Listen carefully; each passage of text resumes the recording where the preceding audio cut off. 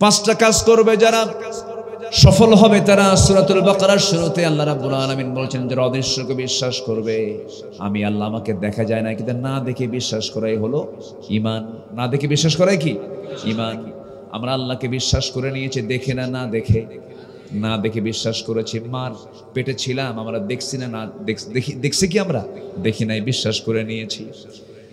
আমরা মার দুধ পান করেছি 2 বছর, না দেখি বিশ্বাস করে নিয়েছি। বাতাস দেখি না, না দেখি বিশ্বাস করে নিয়েছি। বিদ্যুৎ দেখি না, না দেখি বিশ্বাস করে নিয়েছি। তেমনি আল্লাহকে না দেখি বিশ্বাস করতে হবে, এটাই হলো ঈমান। এটা কি বলেন? ঈমান। নামাজ কায়েম করবে যারা, কিতাবের প্রতি বিশ্বাস আনবে যারা, আখিরাতের প্রতি বিশ্বাস আনবে যারা, তারাই হলো সফল। তারা কি সফল? একটু কান লাগাবেন, একটু মনোযোগ দিয়ে কথাগুলো শুনবেন।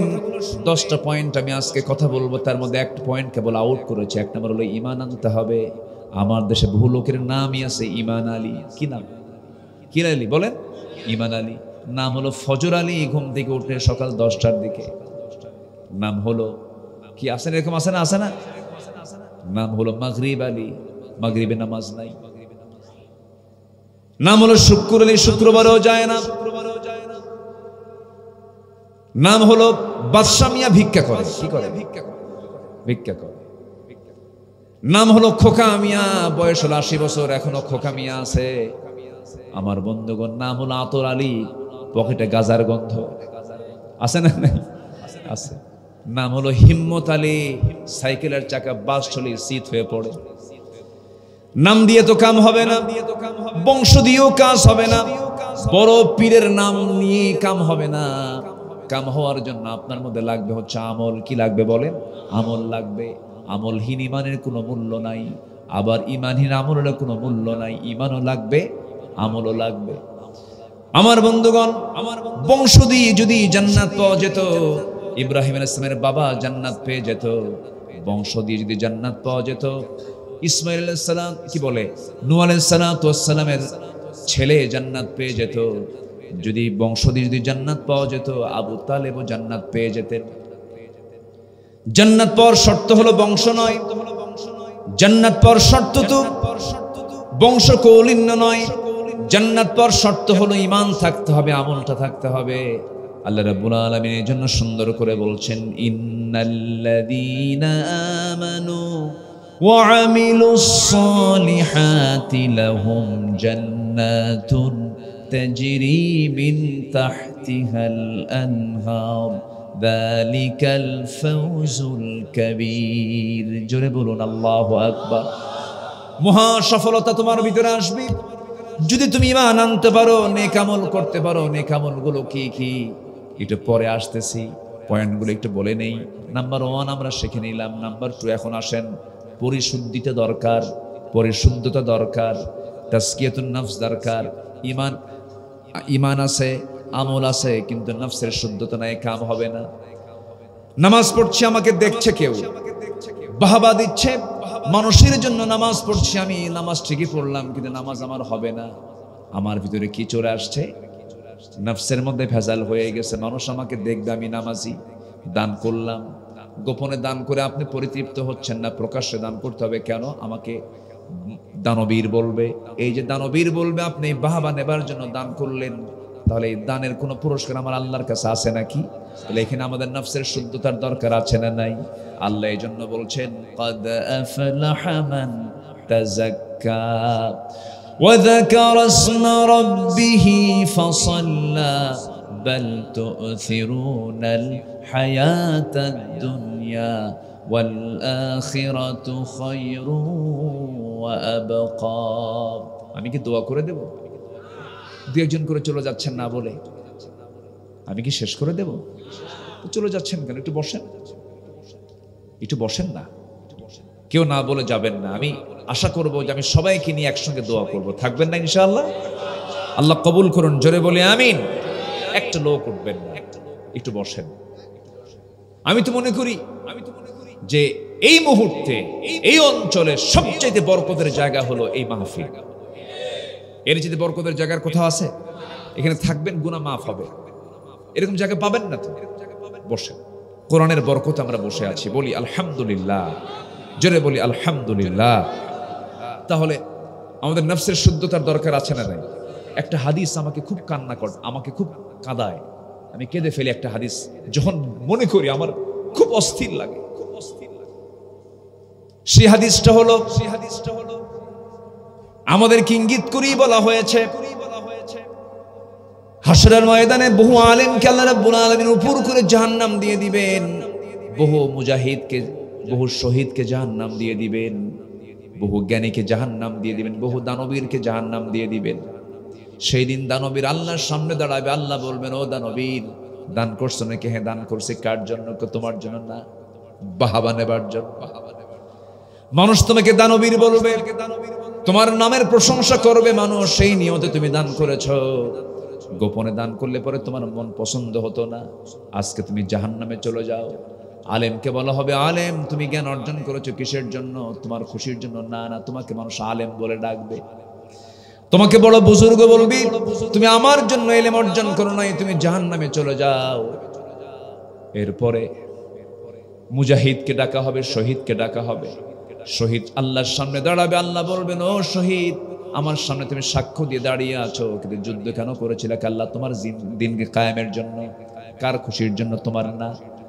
তুমি জিহাদে আসছো, তোমাকে গাজী খেতাব দেবে মানুষ, সেই নিয়তে তুমি যুদ্ধ করতে আসছিলা, আজকে তোমাকে জাহান্নাম যেতে হবে। তাহলে দেখেন, শহীদ ধরা খেয়ে যাবে, আলেমরা ধরা খেয়ে যাবে, হাফিজরা ধরা খেয়ে যাবে, দানবীররা ধরা খেয়ে যাবে, একমাত্র একটা জায়গায় ধরা খাবে, সেটা হলো কিসের সমস্যা? বলেন বলেন, নফসের সমস্যা। কিসের সমস্যা বলেন? নফসের সমস্যা। তাহলে এটার সমস্যার সমাধান করার দরকার আছে না নাই? আসতে বলবেন না, আছে না নাই? আছে।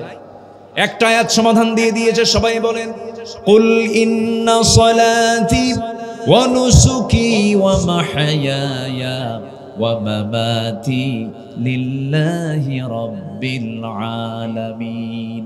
নফস, রূহ, কলব, যদি আমরা তিনটা শব্দ পাচ্ছি, তিনটা শব্দের অর্থ কিন্তু ভিন্ন ভিন্ন, এবং এই তিনটা শব্দ আবার কিন্তু মূল কিন্তু একই ফাংশন, কিন্তু একটু ভিন্ন ভিন্ন শব্দ। নফস, রূহ, কলব, লেজিসলেটিভ, অ্যাডমিনিস্ট্রেটিভ, ফেডারেটিভ।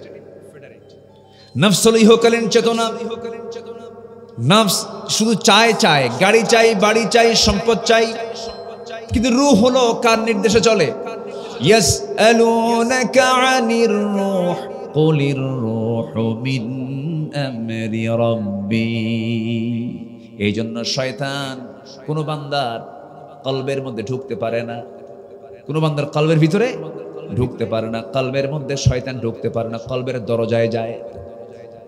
আমরা একটা সূরা সবাই জানি, সবাই পড়ি, সবাই বলেন, কুল আউযু বিরাব্বিল ফালাক মিন শাররি মা খালাক ওয়া মিন শাররি গাসিকিন ইযা ওয়াকাব ওয়া মিন শাররিন নাফাসাতি ফিল উকাদ ওয়া মিন শাররি হাসিদিন ইযা হাসাদ। সবাই বলেন, কুল আউযু বিরাব্বিন নাস মালিকিন নাস ইলাহিন নাস মিন শাররিল ওয়াসওয়াসিল খান্নাস আল্লাযী ইওয়াসওয়িসু ফি কুলুবিন নাস।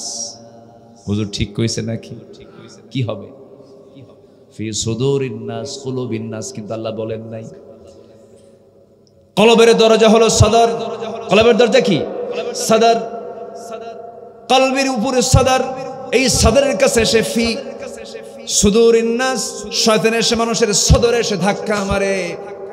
আল্লাযী ইওয়াসওয়িসু ফি সুদুরিন নাস মিনাল জিন্নাতি ওয়ান নাস, জিন এবং মানুষ জাতির ভিতর থেকে। আমার বন্ধুগণ, এই জন্য ওই কলব আল্লাহ রাব্বুল আলামিন আল্লাহ নিজেই চালান। এই জন্য আল্লাহর কাছে আমরা দোয়া করব, ইয়া মুকাল্লিবাল কুলুব সাব্বিত কলবি আলা দীনিক। আল্লাহর কাছে বলবো, আমরা আমাদের দিলকে তোমার পথের সাবেত রাখো। জোরে বলি আমিন, আরো জোরে বলি আমিন। বান্দার চেষ্টা সাহায্যকার। ওয়াল্লাযীনা জাহাদু ফীনা লানাহদিয়ান্নাহুম সুবুলানা। সাবিলের বহু বচন সুবুল।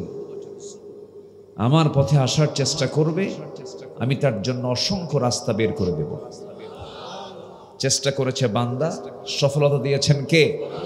আল্লাহ। কিন্তু এই সফলতা ধরে রাখার দরকার আছে না নাই?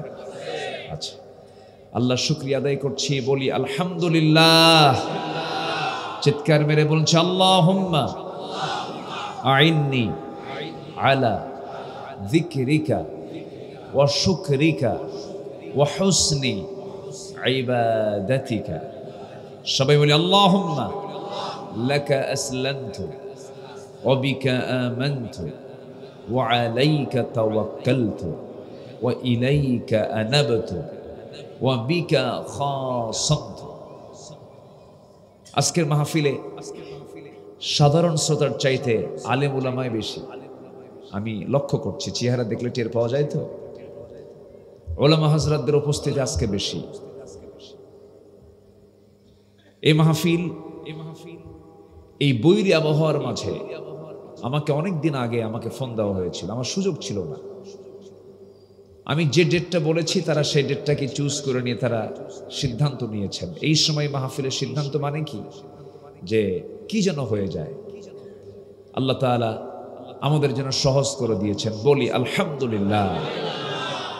সম্মানিত ভাইয়েরা, যেহেতু এক রাতের মাহফিল, আমি ভূমিকায় বেশি না যাই, সোজা আমি আমার সাবজেক্টের ভিতরে চলে যাচ্ছি।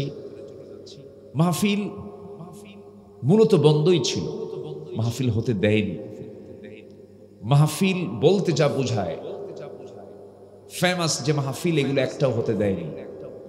যেরকম চট্টগ্রামের রজব আলী ময়দান, প্যারেড ময়দানের যে মাহফিল 18 বছর তারা বন্ধ রাখছিল, করতে দেয়নি। 2006 সালে আপনাদের সন্তান, আপনাদের কলিজার টুকরা আল্লামা সাইদ রাহিমাহুল্লাহ 1969 সালে শুরু করেছিলেন। 2006 সালে একটানা 33 বছর উনি চালিয়েছিলেন। কিন্তু এই 18 বছর বন্ধ ছিল, ফেরেশতারা করতে দেয়নি। ফেরেশতা কইছে, কিন্তু ফেরেশতা এই জন্য বললাম, ফেরেশতা চোখে দেখা যায় না। আজকে 10 মাস যাবত ওদেরকেও চোখে দেখা যাচ্ছে না, এই জন্য ফেরেশতা কইছে। এবছর এই মাহফিল শুরু হয়েছে 18 বছর পর। 5 দিন ব্যাপী তাফসীর মাহফিলের একটা দিন আমার জন্য বরাদ্দ ছিল, আমি একদিন ছিলাম সেখানে। সিলেটের আঞ্জুমানে খেদমতে কোরআনের মাহফিল প্রায় 1 যুগ বন্ধ ছিল, 3 দিন ব্যাপী হয়েছে। এবছর একদিন আমার জন্য বরাদ্দ ছিল, ছিলাম। পাবনার দারুল আমান ট্রাস্ট 2014 সালে আমার লাস্ট মাহফিল, এরপরে আর পাবনাতে ঢুকতেই দেয় নাই। 10 বছর মাহফিল আমি করতে পারিনি, ওই মাহফিলও বন্ধ ছিল। এবছর আবার শুরু হয়েছে, শুরু করেছি, আলহামদুলিল্লাহ।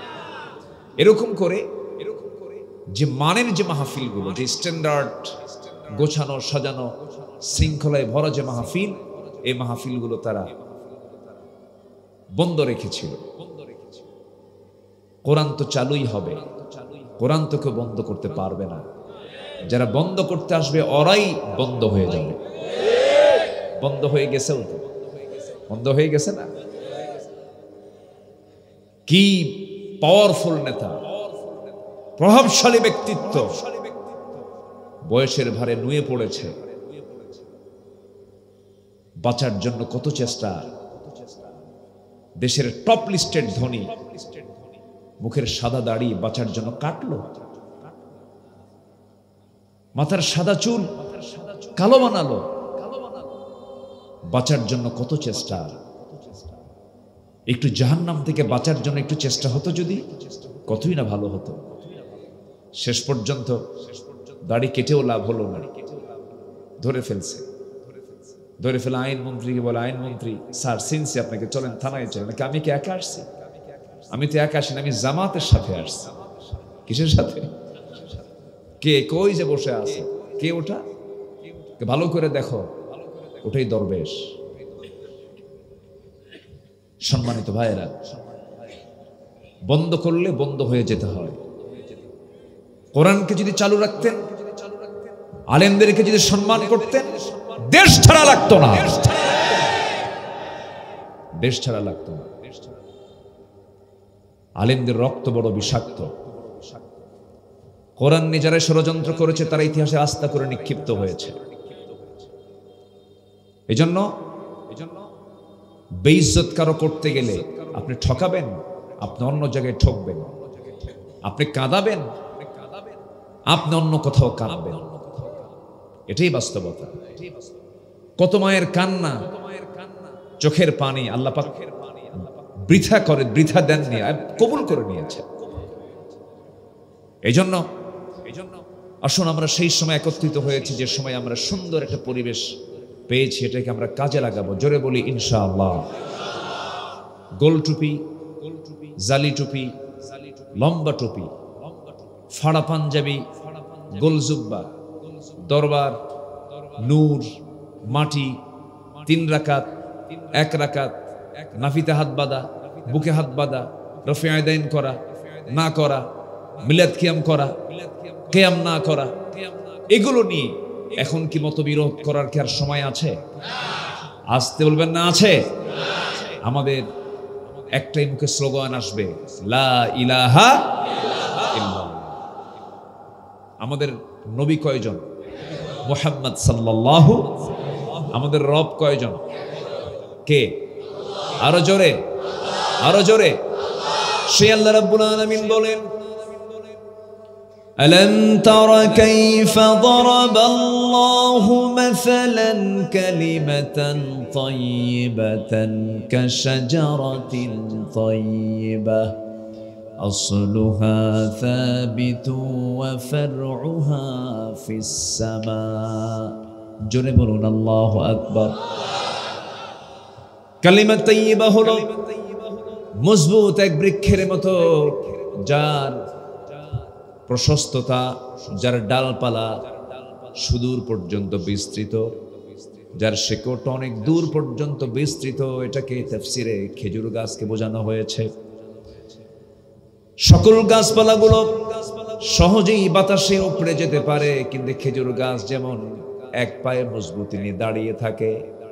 কালিমাপন্থী মুসলমান শতবিভক্ত না হয়ে এক কালিমার ছায়াতলে তারা একতাবদ্ধ হয়ে বাতিল শক্তির মোকাবেলা করবে। সাহায্য করবেন কে? কে সাহায্য করবেন? আমরা পৃথক থাকবো। আমরা পৃথক যদি হয়ে যাই, পৃথক যদি থাকি, তখন শয়তানের দলটা তারা মজবুত হয়ে যাবে। তারা কি হয়ে যাবে? মজবুত হয়ে যাবে। ওরা চেষ্টা করছে আমাদেরকে বিচ্ছিন্ন করার জন্য। টের পাচ্ছেন না আপনারা? বিচ্ছিন্ন করার জন্য হাজারো চেষ্টা তারা অব্যাহত রেখেছে, চেষ্টা চালিয়ে যাচ্ছে। আমরা একতার প্ল্যাটফর্ম নিয়ে এগিয়ে যাব। জোরে বলি ইনশাআল্লাহ। আর জোরে বলুন ইনশাআল্লাহ। আল্লাহ রাব্বুল আলামিন ঐক্যের ব্যাপারে বলেছেন, ওয়া'তাসিমু বিহাবলিল্লাহি জামিআন ওয়া লা তাফাররাকু। আর এক জায়গায় বলছেন, শারআ লাকুম মিনাদ-দীনি মা ওয়াসসা বিহি নূহান ওয়াল্লাযী আওহাইনা ইলাইকা ওয়া মা ওয়াসাইনা বিহি ইব্রাহিমা ওয়া মূসা আন আকিমুদ-দীন ওয়া লা তাতাফাররাকু ফীহি। কোরআনকে ধারণ করতে, দ্বীনের কায়েমের স্বার্থে তোমরা কখনো মতপার্থক্য সৃষ্টি করো না। মতপার্থক্য আসতে পারে, আল্লাহ পাক এই জন্য এই জায়গায় ইঙ্গিত দিয়েছেন, পার্থক্য সৃষ্টি করো না। দরবার নিয়ে বলো না আমি হক দরবার, দল নিয়ে মনে করো না আমি একমাত্র হকের ডিলারশিপ না। সকল ইসলামপন্থী যত দল মত আছে সবগুলোকে একটা প্ল্যাটফর্মে আসতে হবে। বিজয়টা দিয়ে দিবেন কে? আসতে বলবেন না, বিজয়টা দিয়ে দিবেন কে? আমরা ফতুয়া আর না দেই, অনেক ফতুয়া দিয়েছি আমরা। আমরা এখন ঐক্যের প্ল্যাটফর্মে আসবো। জোরে বলি ইনশাআল্লাহ। একজন বলল নাভিতে হাত বাঁধা যাবে না, আরেকজন বলল বুকে হাত বাঁধা যাবে না। দুটাই নাজায়েজ বানায় ফেলেন। এখন সাধারণ মানুষ এখন হাতটা রাখবে কোথায়? বুকেও জায়েজ নাই, নাভিতেও জায়েজ নাই। এখন সলিমুদ্দিন নিয়ে নামাজ পড়তে নিয়ে এখন জায়গা খুঁজে পাচ্ছে না। এখন রাখবো কোথায়? আল্লাহু আকবার। কপালে। কোথায় নিয়ে গেছে? কপালে। তাহলে ফতুয়ার যদি ফলাফল যদি নাভিতেও নাই, বুকেও নাই, ফলাফল যদি বুকে মাথায় চলে যায়, কি কায়দা না বেকায়দা? সুবিধা না অসুবিধা? অসুবিধা। যদি কোনো ইখতিলাফ থাকে, যদি কোনো সমস্যায় হয়, ইনডোরে বসে আমরা সমাধান করব।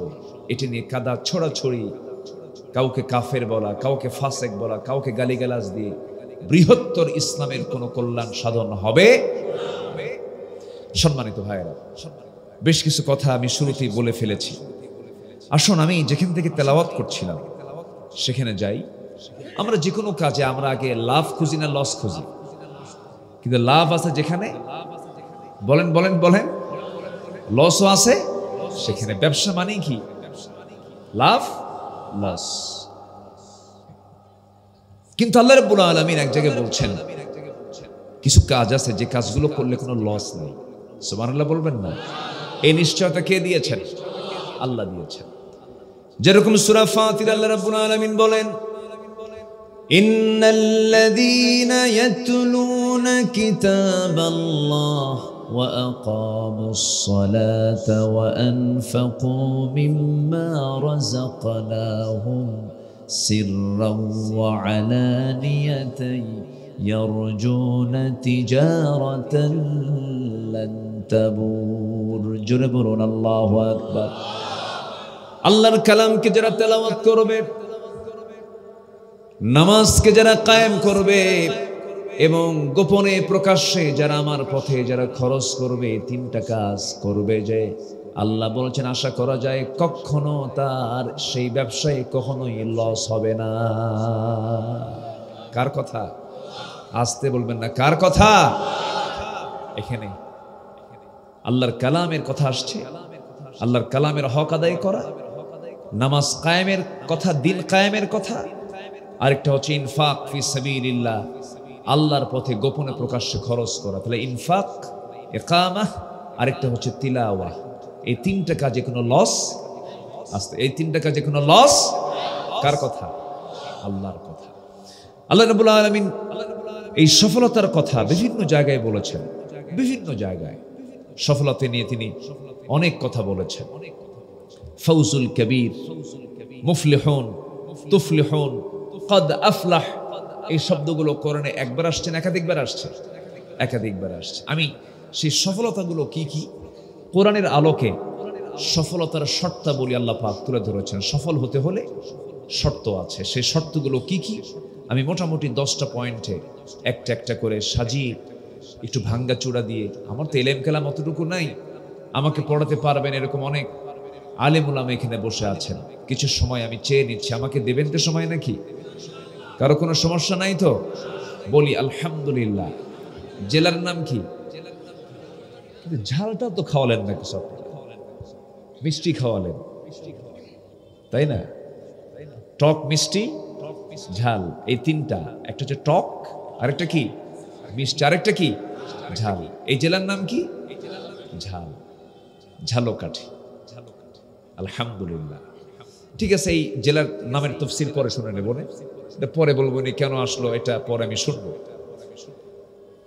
সম্মানিত ভাইয়েরা, সম্মানিত বন্ধুগণ, আমরা সফল হতে চাই, আমরা বিফল হব না। দুনিয়াতেও সফলতা, আখিরাতেও সফলতা। আখিরাতের সফলতার চিন্তা করলে দুনিয়াতেও সফল হব আমরা। আর শুধু দুনিয়ার সফলতা চাইলে তাহলে দুনিয়াও সফল হওয়া যাবে না, আখিরাতও সফল হওয়া যাবে না। তাহলে সফলতার জন্য আমরা আগে টার্গেট করব দুনিয়া না আখিরাত। আমরা দুনিয়া চাই না আখিরাত চাই? ভালো করে বলো, দুনিয়া চাই না আখিরাত চাই? তাহলে বিয়ে শাদীর দরকার নেই, বউ বাচ্চার দরকার নেই। আল মালু ওয়াল বানুনা জিনা, কি দরকার আছে কিনা বলেন? তাহলে আপনি বলেন যে দুনিয়ার দরকার নেই। দুনিয়াও লাগবে। একটা দোয়া আমরা সুন্দর করে একটু পড়ি, যে দোয়াটা আমার রাসূল পড়েছেন। সব নবীর জন্য এক্সট্রা কিছু দোয়া ছিল, সেই দোয়াগুলো দুআউল আম্বিয়া, নবীদের দোয়া কোরআনে আছে না নাই? যেরকম এক নবীর দোয়া হলো রব্বানা তাকাব্বাল মিন্না ইন্নাকা আনতাস সামিউল আলিম। আরেক নবীর দোয়া হলো লা ইলাহা ইল্লা আনতা সুবহানাকা ইন্নী কুনতু মিনাল যালিমিন। এরকম করে অনেক নবীজি বিভিন্ন দোয়াগুলো পড়েছেন, সেই দোয়াগুলো আল্লাহ রাব্বুল আলামিন কোট করেছেন কোরআনে কারীমের ভিতরে। আমার সবার পিতা, আমাদের সবার পিতা আদম আলাইহিস সালাতু ওয়াস সালাম যে দোয়াটা পড়েছেন সেই দোয়াটা হলো রব্বানা যালামনা আনফুসানা ওয়া ইল্লাম তাগফির লানা ওয়া তারহামনা লানাকুনান্না মিনাল খাসিরিন। আমার নবীজি দোয়া করেছেন রব্বানা আতিনা ফিদ দুনিয়া হাসানাতাও ওয়া ফিল আখিরাতি হাসানাতাও ওয়া কিনা আযাবান নার ওয়াজআলনাল জান্নাতা মা'আল আবরার। রব্বানা আতিনা, বলেন কি দুনিয়ার দোয়া আছে? আখিরাত আছে না? আখিরাত আগে না দুনিয়া আগে? এই দোয়ায় কোনটা আগে আসছে বলেন? আখিরাত না আগে দুনিয়া? দুনিয়ার হাসানা দাও, আখিরাতের হাসানা দাও। দুনিয়াও লাগবে, দুনিয়ার দরকার আছে না নাই? দুনিয়া লাগবে হলো ইসলাম সহ। কি সহ বলেন? দুনিয়াকে লাগাবো ইসলাম দিয়া। কি দিয়া বলেন? দুনিয়া সাজাবো কি দিয়া? ইসলাম। দুনিয়াকে যদি আমরা ইসলাম দিয়ে সাজিয়ে নেই, ব্যক্তিগত জীবন, পারিবারিক জীবন, সামাজিক জীবন, অর্থনৈতিক জীবন, রাষ্ট্রীয় জীবন যদি ইসলাম দিয়ে সাজিয়ে নেই, এটা হলো দুনিয়ার হাসানা হয়ে যাবে। দুনিয়াটা সুন্দরভাবে সাজিয়ে ফেললাম, আখিরাত আমার জন্য আল্লাহ রাব্বুল আলামিন সাজায় দিবেন। আমার জন্য মহান রাব্বুল আলামিন একটা দুইটা জান্নাত নয়, আমার জন্য মহান রাব্বুল আলামিন 8টা জান্নাতের দরজা রেডি রেখেছেন। জোরে বলি সুবহানাল্লাহ। কয়টা? 8টা। কোন আমলে কোন জান্নাত, আমার একটা দীর্ঘ আলোচনা আছে, আমি সেই দিকে আজকে যেতে পারবো না। কোন আমল করলে আল্লাহ পাক কোন আমলে কোন জান্নাত দিবেন, সাকার, জাহান্নাম, লাজা, এগুলো কোন বদ আমলে এই জাহান্নামগুলো হবে, এই দরজাগুলো হবে, এটা আল্লাহ পাক বিস্তারিত কোরআনে বিভিন্ন জায়গায় বলেছেন। তবে আমরা জান্নাত আল্লাহর কাছে চাবই যখন, কয় নাম্বারটা চাবো? আসতে কয়, আরো জোরে কয় নাম্বার? তাহলে আমরা কি পিছে থাকবো না আগায় থাকবো? বলেন বলেন বলেন। আগায় থাকবো। জান্নাতের দিকে আস্তে আস্তে যাব না, দৌড়া দৌড়া যাব। আল্লাহ রাব্বুল আলামিন বলেন ওয়াসারি'উ ইলা মাগফিরাতিম মির রাব্বিকুম ওয়া জান্নাতিন 'আরদুহাস সামাওয়াতি ওয়াল আরদ উ'ইদ্দাত লিল মুত্তাকিন। জোরে বলুন আল্লাহু আকবার।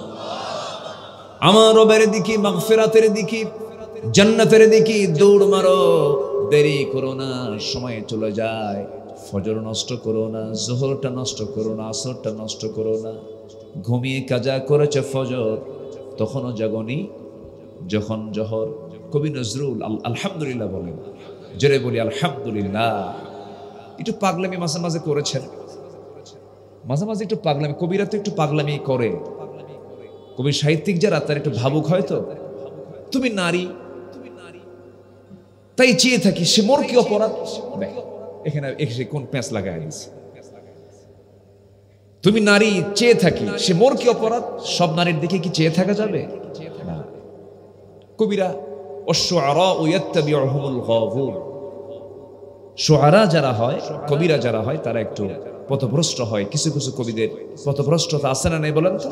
আচ্ছা, আমার দেশে শামসুর রহমান ছিল, শামসুর রহমান না, শামসুর শয়তান, ওটা একটা ছিল হনুমান আজাদ, এরকম ছিল।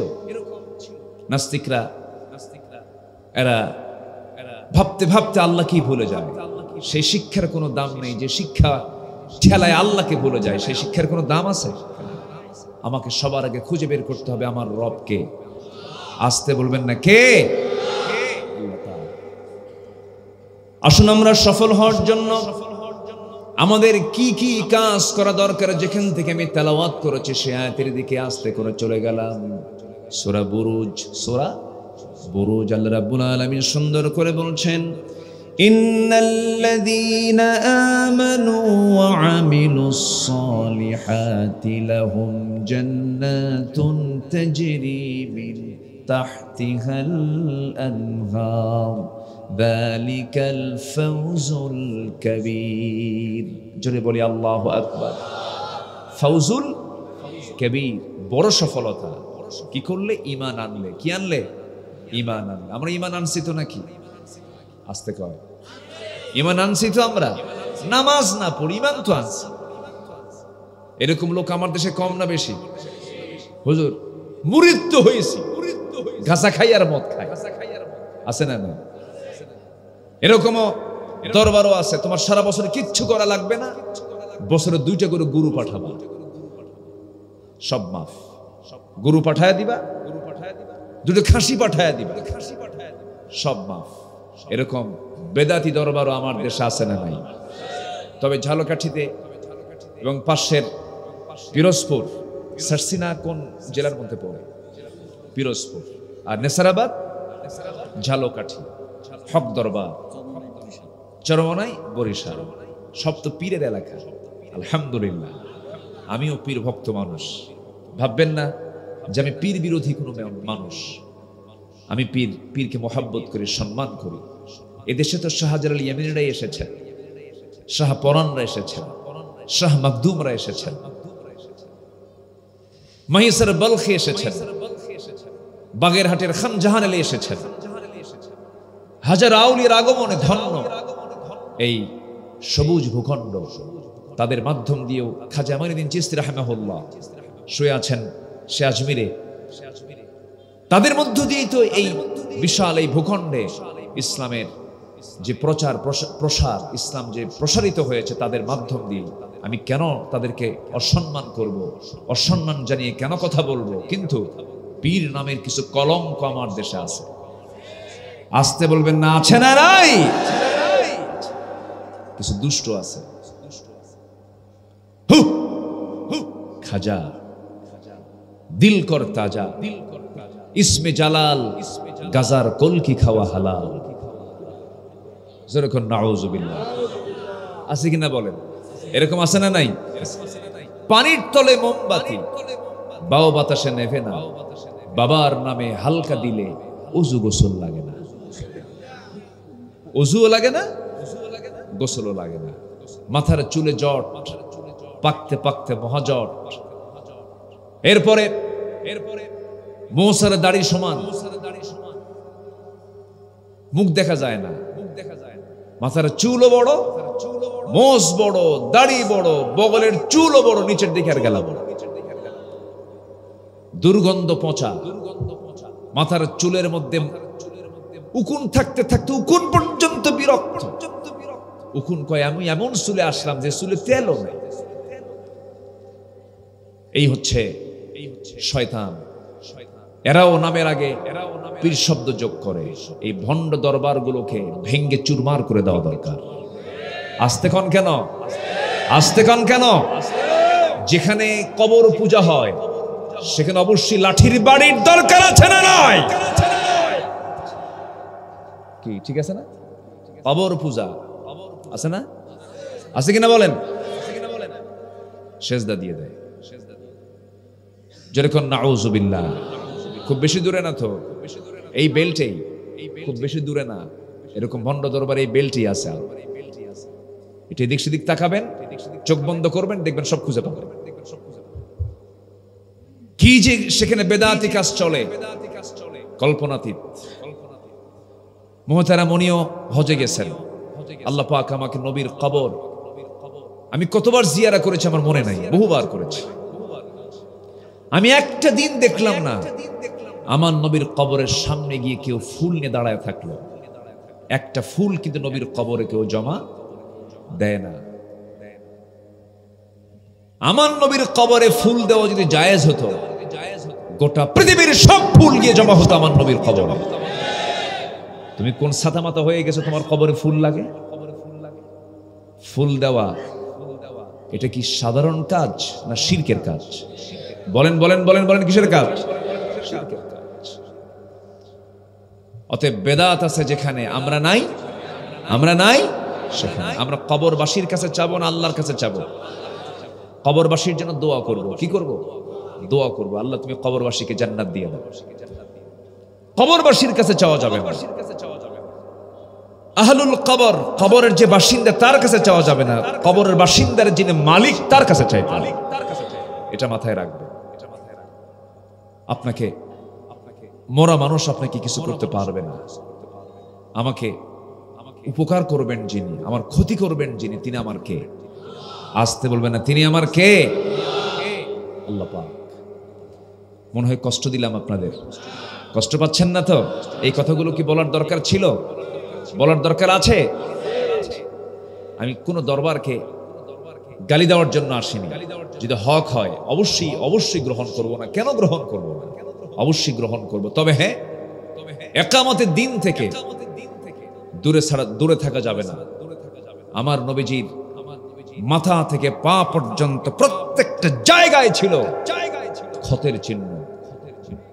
নবীর দেহ ক্ষত বিক্ষত হয়েছিল। নবী যেদিন মারা যাবেন, আম্মা জান আয়েশা রাদিয়াল্লাহু আনহা উরুতে মাথা রেখে কষ্ট পাচ্ছিলেন, প্রচন্ড কষ্ট পাচ্ছিলেন নবীজি। নবীজির চোখের পানি বের হচ্ছিল, কপাল ঘেমে যাচ্ছিল, খেতে পারছিলেন না। রাসূল বলছেন, আয়েশা, ওই যে ইহুদিরা আমাকে খাবারের মধ্যে বিষ দিয়েছিল, সেই বিষের প্রতিক্রিয়া এখন, সেই বিষক্রিয়া এখন দেখা দিয়েছে, খুব কষ্ট হচ্ছে আমার। আমার নবীজি আরাম ফরমাচ্ছিলেন। এমন সময় সাইয়েদনা বেলাল যখন আজান দিলেন, নামাজের জন্য স্থির হয়ে যেতেন। রাসূল যখন আজান হয়ে যেত, নবীজি স্বাভাবিকভাবে উঠে দাঁড়ানোর জন্য চেষ্টা চালাচ্ছিলেন, কিন্তু মাথা চক্কর মেরে পড়ে যেতে নিলেন। আম্মা জান আয়েশা তাকে ধরে ফেললেন। ধরার সঙ্গে সঙ্গে বলছেন, আয়েশা, আমার বুঝি জামাতে নামাজ আর হবে না, আমি আর জামাতে নামাজ পড়তে পারবো না। তুমি আমার বাল্য দিনের বন্ধু, তোমার বাবা আমার বন্ধু, আমার ছোট আবু বকরকে বলে দাও আমার মুসল্লায় যেন দাঁড়ায় আমার দায়িত্বটা পালন করে নেয়। রাসূল বলছেন, আয়েশা রে, এই যে আমার কোমরটা কুঁজো হয়ে গেছে, আমি দাঁড়াতে পারছি না, এটা হচ্ছে আমার খন্দকের ময়দানের ফলাফল। খন্দকের পরীকে খনন করতে নিয়ে, ওরে আয়েশা, আমি যে ওই কোদাল মেরে মেরে 4টা দিন না খেয়ে কোদাল মেরে মেরে বাংকার খনন করেছি, পরীকে খনন করেছি, ওই যে আমার কোমর কুঁজো হয়ে গেছে, মরার দিন পর্যন্ত আমি আর কোমর সোজা করতে পারতেছি না। দিন কায়েমের সংগ্রাম করতে গিয়ে আমার নবীর কোমর চলে গেছে। তায়েফের ময়দানে নবীজির মাথা রক্ত গড়ে গড়ে পায়ের তলা পর্যন্ত পৌঁছে গেছে, জুতার তলা, আর নবীর পায়ের তলা একাকার হয়ে গেছে, জমাট বেঁধে গেছে। টান মেরেও তিনি নিজের জুতা খুলতে পারছিলেন না। দিন কায়েমের জন্য যে বিশ্ব নবীকে আল্লাহ রাব্বুল আলামিন এমন সম্মান দিয়েছেন, রোদের আকাশে যখন তিনি হাঁটতেন, তার সম্মান আল্লাহ রাব্বুল আলামিন রোদের নিচে, সূর্যের নিচে মেঘ ছায়া দিতেন। সেই নবীজির দেহ থেকে যদি দিন কায়েমের জন্য রক্তের প্রয়োজন হয়, সেই জমিনে দিন কায়েমের জন্য আমাদের রক্ত দেওয়ার দরকার আছে না নাই? আসতে বলবেন না, আছে না নাই? আমার দেশে কি দিন কায়েম হয়েছে? দিন কায়েম আছে না সুদ কায়েম আছে?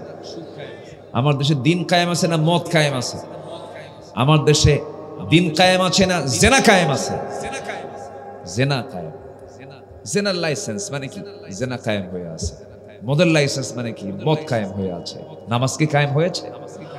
নামাজ কায়েম হবে যেখানে সেখানে সুদ, জেনা এগুলো থাকবে, এগুলো থাকবে। আমার নবীজি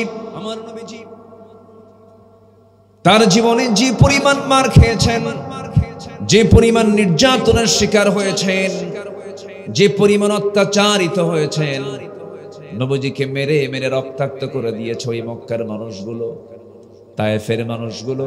কিন্তু তার মুখ থেকে একটা শব্দ উচ্চারণ হয়েছে, আলা লাহুল খালক ওয়াল আমর, সৃষ্টি যার হুকুম চলবে তার, সৃষ্টি যার হুকুম চলবে তার। মেহমান চলে গেলেন? জি আমির সাহেব চলে গেলেন? আচ্ছা ঠিক আছে, ব্যস্ততা তো অনেক অনেক ব্যস্ততা নিয়ে থাকেন, তো মেহমানদের জন্য কোনো সমস্যা না হয়, খাওয়া দাওয়ার ব্যবস্থা করে দিন সবাই। জি সম্মানিত ভাইয়েরা, জি জি জি জি আলহামদুলিল্লাহ। সম্মানিত ভাইয়েরা, তাহলে আমি কি আলোচনা চালাবো? কারো কোনো সমস্যা নাই তো? জি আলহামদুলিল্লাহ, মাশাআল্লাহ। জি জি, কষ্ট পাচ্ছেন নাকি আমার আলোচনায়? আমি চেষ্টা করছি, জি আমি আলোচনার চেষ্টা করছি হক কথাটাকে কেমনে ওপেন করা যায়, কিন্তু হকটা যখন বলতে যাবেন তখন একটু হক কথাটা কি সহজ মনে হয় না তিতা মনে হয়? এটা তিতা হয়, একটু মিষ্টতা কম থাকে। একটু বসেন, আমাকে একটু সময় দেন। আমি খুবই আনন্দিত আপনাদেরকে পেয়ে, আমি খুবই আনন্দিত। আপনি কষ্ট পাচ্ছেন কিনা জানি না, আমি খুবই আনন্দিত আপনাদেরকে পেয়ে। আল্লাহ তুমি আমাদের এই সম্পর্ককে হাসর পর্যন্ত গড়িয়ে নাও। জোরে বলি আমিন, আরো জোরে আমিন। আপনারা খুব বরকতি এলাকার মানুষ, আলেম ওলামার এলাকা হচ্ছে এই এলাকা, আলেমের সরাসরি। দুই একটা আবু জেহেলও আছে, কি আছে না নাই বলেন? রাসূল আছেন যেখানে আবু জেহেল, দুই একটা আবু জেহেল আছে, নাম বলার দরকার নেই, বুঝলেন? আছে দুই একটা আবু জেহেল আছে। সম্মানিত ভাইয়েরা, অনেক জ্বালান জ্বালাইছে, অনেক অত্যাচার করেছে। 2018 সালে নির্বাচনের আগ দিয়ে কোনো কারণ নাই আমাকে ধরার জন্য পুলিশ চলে আসলো, গোটা বাড়ি ঘেরাও করে আমাকে বললো, হুজুর চলেন থানায় যেতে হবে। কেন? ওসি সাহেব চা খাওয়ার দাওয়াত দিছে রাত 3টার দিকে। চলেন, আমাকে নিয়ে চলে গেল। ওসি সাহেব আমাকে সালাম দিয়ে বলে, হুজুর বেয়াদবি হলে ক্ষমা করে দিন, আপনাকে ধরার ইচ্ছা ছিল না কিন্তু উপায় তো নাই, বাধ্য হলাম। কি করবেন এখন? সামনে নির্বাচন, একটু জেলখানায় যান, নির্বাচন হয়ে গেলে আপনি আবার চলে আসেন। তা আমি এরপরে আমি কিচ্ছু বললাম, আমি হাসতেছি। তাই বললাম যে ঠিক আছে। এরপর আমাকে বলতেছে, হুজুর বদদোয়া দিয়েন না। কি করবেন? বাচ্চা আছে, ছেলে আছে, মেয়ে আছে, পরিবার আছে, চাকরি রক্ষা করা তো ফরজ। আমি বললাম ঈমান রক্ষা করা তো নফল। কি বলবো? ধরে নিয়ে মামলা আরো জোকটুক দিয়া, হাতে হ্যান্ডক্যাফ লাগায় দিয়া কোর্টে উঠায় নিল। কোর্টের যিনি জজ আমার দিকে তাকায় জিব্বায় কামড় মেরে বলে, কামটা করছে কি? আইনের ধারার দিকে তাকায় আরো সে আশ্চর্য হয়ে গেল। এটা জামিন দেওয়াই যাবে না, জামিন দিলে আমার চাকরি নাই। আস্তে করে জেল হাজতে পাঠায় দিল। মনে কোনো কষ্ট নেই, কারণ আমি জেলখানার নাম দিয়েছি 16 বছরের, বিগত সময়ের 16 বছরের জেলখানার নাম দিয়েছিলাম হলো মাদ্রাসা ইউসুফিয়া।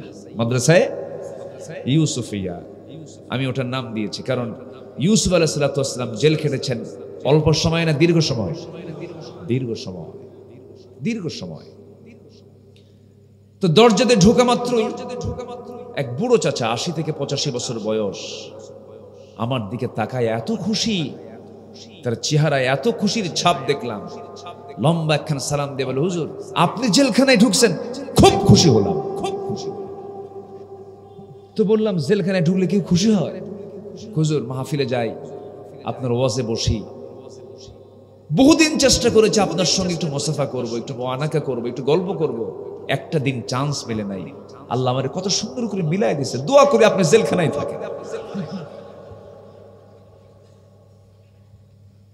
আমি মুরব্বীকে বললাম, চাচা আপনি কেন জেলখানায়, আপনি কোন অকাম করে আসছেন? কে বাবা আর বললেন না, কি করছেন? কে বোমা হামলা, বোমা হামলা, মানে ওনার নামে দিছে বোমার মামলা।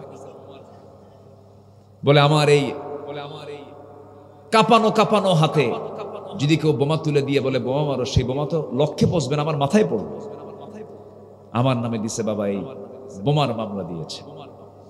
রাস্তার ফকিরকে ধরে নিয়েও মামলায় ঢুকায় দিয়েছে, এমন রেকর্ড আছে না নাই? আসতে বলবেন না, আছে না নাই? আল্লামা সাঈদী আপনাদের সন্তান, আপনাদের কলিজার টুকরা। আমরা কি সম্পদ যে হারিয়েছি, তার শূন্যতা পূরণ করার মতো মানুষ নাই। তিনি কি ছিলেন না বলেন?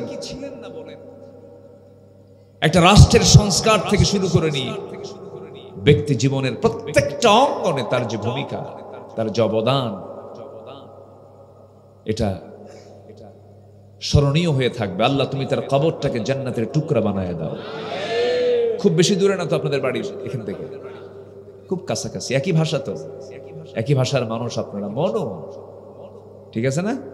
এটা টান মারে, এক টানের মধ্যে যে কি মজা আছে, আলহামদুলিল্লাহ বলে। আল্লামা সাঈদীর খুনের সঙ্গে যারা জড়িত সবার আগে তার বিচার করতে হবে, তাদের বিচার করতে হবে, ঠিক কিনা বলেন? বিচার করতে হবে। পরিকল্পিত হত্যা এটা, সাজানো নাটক তৈরি করে তাকে হত্যা করা হয়েছে। কেন জানি আমার কাছে মনে হয় আল্লামা সাঈদী হচ্ছেন ইমামে আজম আবু হানিফা রাহমাতুল্লাহর যোগ্য উত্তরসূরি। মিলে যায়, অনেক কিছু মিলে যায়। আল্লাহু আকবার। আবু হানিফা রাহমাতুল্লাহ আলাইহিকে মেরেছিল কিন্তু কোনো কাফের না, কোনো মুশরিক না, কোনো ইহুদি না, কোনো খ্রিস্টান না, মেরেছিল মুনাফিক চক্র। বাদশা মনসুর মেরেছিল। তাকে বলেছিল, আবু হানিফা তোমাকে আমার রাষ্ট্রের চিফ জাস্টিস বানাবো, কাজী বানাবো, আসো। উনি বললেন, তোর মতো জালিম শাসকের কাজীগিরি করে লাভ নাই। এই কথা বললেন, আসামি হয়ে গেলেন, জেলখানায় ঢুকানো হলো। মা তখন জীবিত, মাকেও ধরে এনে মার চোখের সামনে সন্তানকে মারা হয়, মার চোখের পানি। সাইয়েদনা আবু হানিফা রাহমাতুল্লাহ দারুণ কষ্ট হচ্ছিল। শেষ পর্যন্ত আবু হানিফা রাহমাতুল্লাহ আলাইহিকে বলা হলো, তোমার মার কষ্ট হচ্ছে, এখনো তুমি মেনে নেওয়ার সময় আছে, তুমি কি করবে বলো। মানসিক চাপের মধ্যে ফেলে দেওয়া হলো। সেই সময় মা উচ্চ কণ্ঠে বলছে, কলিজার টুকরা আমার সন্তান আবু হানিফা, চিন্তা করিস না রে, আমার চোখের পানি দেখে তুই ভয় পাবি না। আমার চোখের পানি বের হওয়ার কারণ হলো, না জানি তুই তো মানুষ, অত্যাচার সহ্য না করতে পেরে না জানি কোন সময় যেন বাতিল শক্তির তুই সমস্ত কথাগুলো মেনে নেস। আমি এই চিন্তায় কান্দি। আমি চাই কষ্টগুলো সহ্য করতে করতে এক পর্যায়ে তুই শহীদ হয়ে যাবি, আর আমি তোর মা শহীদের মা হওয়ার গৌরব অর্জন করব। জোরে বলি সুবহানাল্লাহ। দীর্ঘ 8টা বছর জেলখানায় থাকলেন। শেষ পর্যন্ত তাকে খাবারের মধ্যে বিষ প্রয়োগ করে তাকে দুনিয়া থেকে বিদায় করে দেওয়া হলো। তিনি দুনিয়া থেকে বিদায় নিলেন। আবু হানিফা রাহমাতুল্লাহ আলাইহি, আল্লামা সাঈদ রাহিমাহুল্লাহ, তিনি আমাকে খুব স্নেহ করতেন। জেলখানায় থাকতে তার ছেলেকে ডাক দিয়ে বলে, বাবা মাসুদ, তুমি আমার প্রিয়, আমার স্নেহের আব্দুল্লাহ আল আমিনের জন্য আমার মাথার টুপিটা খুলে দিলাম, তুমি তোর মাথায় পড়ায় দিও। খুব ভালোবাসছেন আমাকে। ওনার প্রতিষ্ঠিত খুলনার সিদ্দিকিয়া মাদ্রাসার মাহফিল কে করবে, উনি জেলখানা থেকে বলতেন যে আমার আব্দুল্লাহ আল আমিন আমার মাদ্রাসায় যাবে। 4 বছর মাহফিল করার পর সেখানেও মাহফিল বন্ধ করে দিয়েছিল, মাহফিলে যেতে দেয়নি। সম্মানিত ভাইয়েরা, সে আল্লামা সাঈদীর যারা খুনি, যারা হত্যাকারী, অবশ্যই বিচার হওয়ার দরকার আছে না নাই? আসতে বলবেন না, আছে না নাই? চান কারা কারা একটু হাত উঁচু করে দেখান। আল্লাহ কবুল করুন। জোরে বলি আমিন, আরো জোরে আমিন। সম্মানিত ভাইয়েরা, আমরা বিফল হতে চাই না, সফল হতে চাই। তাহলে আমাদের লাগবে ইমান। কি লাগবে বলেন তো? 1 নম্বর কি লাগবে? ইমান। নামাজি ইমান না বেনামাজি ইমান? বলেন বলেন, কি ইমানদার? নামাজি ইমানদার, আমানতদার ইমানদার, সত্যবাদী ইমানদার। সবগুলো গুণ সহ ইমান আনতে হবে। ইমানের গুণ আছে না নাই বলেন তো? যেরকম আপনি এখন আমের সময়, আমের তো বহু জাত আছে। এলাকায় আম কি আম বিখ্যাত? ফজলি আম। এলাকায় আম হয় না? দেশি আমটা বেশি হয়। তবে পাশেই কিন্তু সাতক্ষীরার আবার আমটা খুব ভালো। আবার ওইদিকে আছে হলো আমের যে রাজধানী, কোনটা? ও আপনারা জানেন তাহলে, রাজশাহী, চাপাই, এটা আমের রাজধানী। কত নাম। একটা আমের প্রতি আমি খুব দুর্বল, তার নাম হচ্ছে ন্যাংরা। কি নাম? ন্যাংরা, খুব মিষ্টি। আমি আজ থেকে আরো 20 বছর আগে ওই কনসার্ট সোনা মসজিদ আছে সেখানে, সেই সোনা মসজিদের পাশে একটা মাহফিল, এক মুরব্বীর 200 বিঘা জমি হলো আমের বাগান। আমি তাকে বললাম, চাচা আপনার কি কি জাতের আম আছে, কি জাত নিবেন আপনি? 100টা দেখি, প্রায় 100টা নাম বলুন। রাজভোগ, রানীভোগ, গোবিন্দভোগ, খিরসা, ন্যাংড়া, হাড়িভাঙ্গা, মাজাভাঙ্গা, সব বলে ফেল। তো বললাম যে আমার একটা আম খুব পছন্দ। কি পছন্দ, কোন আম বাবা বলেন? বললাম যে ন্যাংড়া, আমার কাছে আছে। তো একটা প্রশ্ন করি, কি আচ্ছা ন্যাংড়া আম খেতে মজা, কিন্তু নামটা তো বেজু, এই ন্যাংড়া নামটা রাখলো কি? বলে যে এই নামটা কেন হলো? তো বলতেছে কোন ন্যাংড়া লোক মনে হয় এই গাছটা লাগাইছে। উনি এটার ব্যাখ্যা দিল। বলেন তো তাহলে ন্যাংড়া আমের বৈশিষ্ট্য হলো এটা খুব মিষ্টি, এটা খেতে খুব স্বাদ, এটার আঁশ কম, খেতে খুব মজা। এটা হচ্ছে ন্যাংড়া আমের বৈশিষ্ট্য। ইমানদারের বৈশিষ্ট্য আছে না? আসতে বলবেন না, আছে না নাই? ইমানদারের 1 নম্বর বৈশিষ্ট্য হলো বিড়ি খাওয়া। নাকি বিড়ি খাওয়া? আমার দেশের ইমানদারের 1 নম্বর বৈশিষ্ট্য কি করে? কই এদেশের ইমানদার কি এখানে 90% মুসলমান না? মুসলমান কি ইমানদার? তো এদেশের প্রধান খাদ্য কি বলে?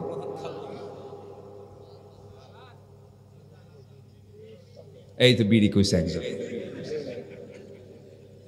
ভাত আপনি একবেলা না খান,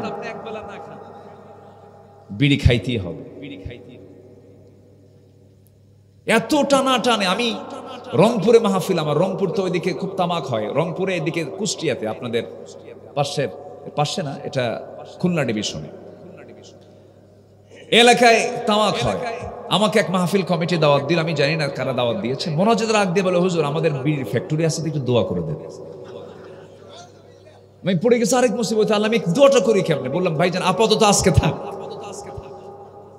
এই করে সেখান থেকে চলে আসলাম। তাহলে ইমানদারের বৈশিষ্ট্য কি বিড়ি খাওয়া? কিন্তু এদেশের ইমানদারের বৈশিষ্ট্য কি?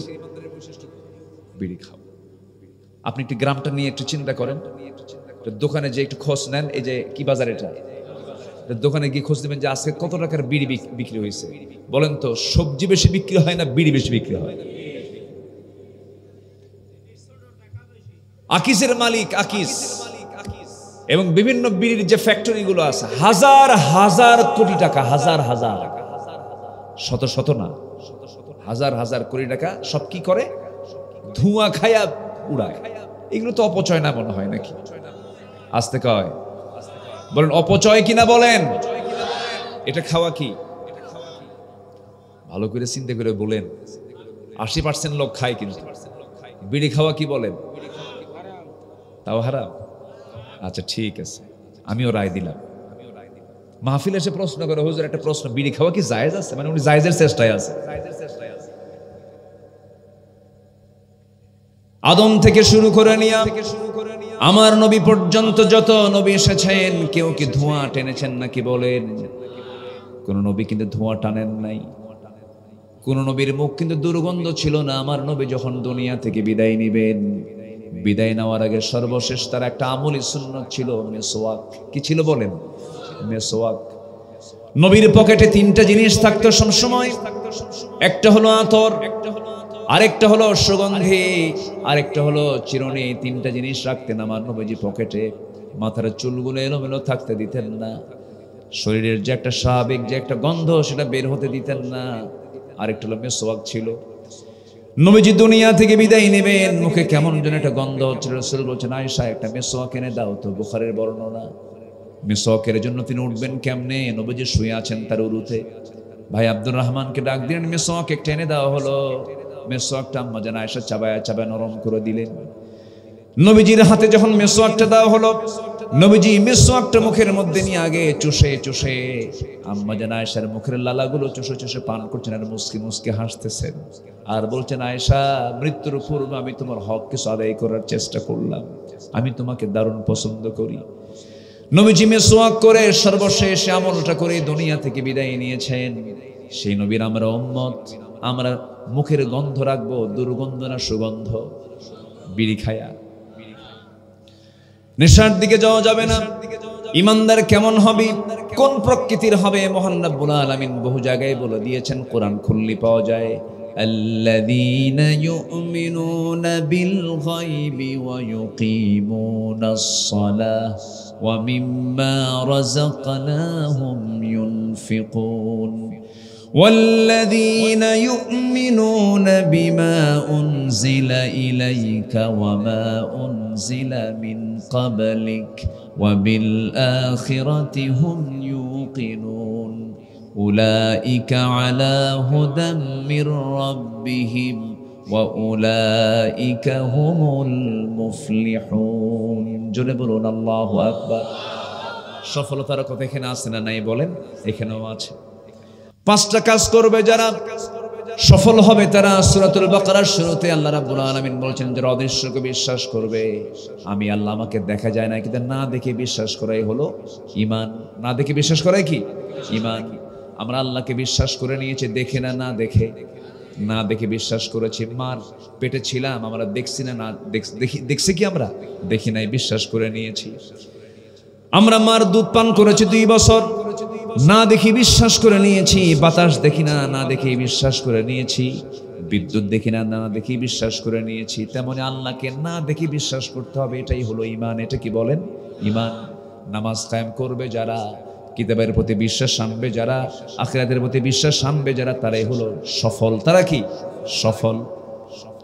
একটু কান লাগাবেন, একটু মনোযোগ দিয়ে কথাগুলো শুনবেন। 10টা পয়েন্ট আমি আজকে কথা বলবো, তার মধ্যে একটা পয়েন্ট কেবল আউট করেছে। এক নম্বর হলো ঈমান আনতে হবে। আমার দেশে বহু লোকের নামই আছে ঈমান আলী। কি নাম? কি আলী বলেন? ঈমান আলী। নাম হলো ফজর আলী, ঘুম থেকে উঠে সকাল 10টার দিকে।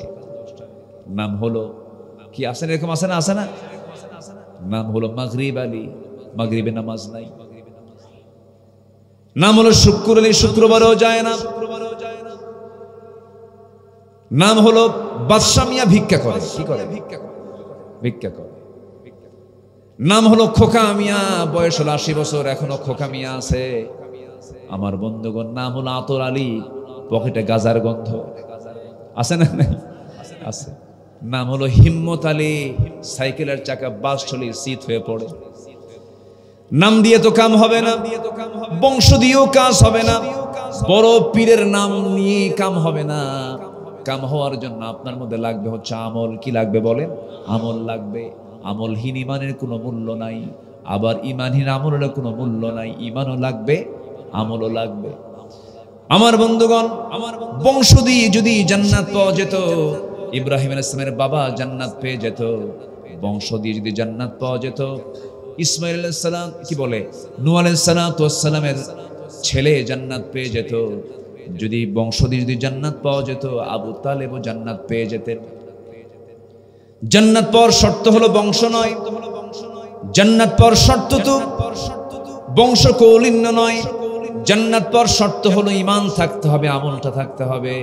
আল্লাহ রাব্বুল আলামিন এর জন্য সুন্দর করে বলছেন, ইন্নাল্লাযীনা আমানু ওয়া আমিলুস সালিহাতি লাহুম জান্নাতুন তাজরি মিন তাহতিহাল আনহার যালিকাল ফাওজুল কাবীর। জোরে বলুন আল্লাহু আকবার।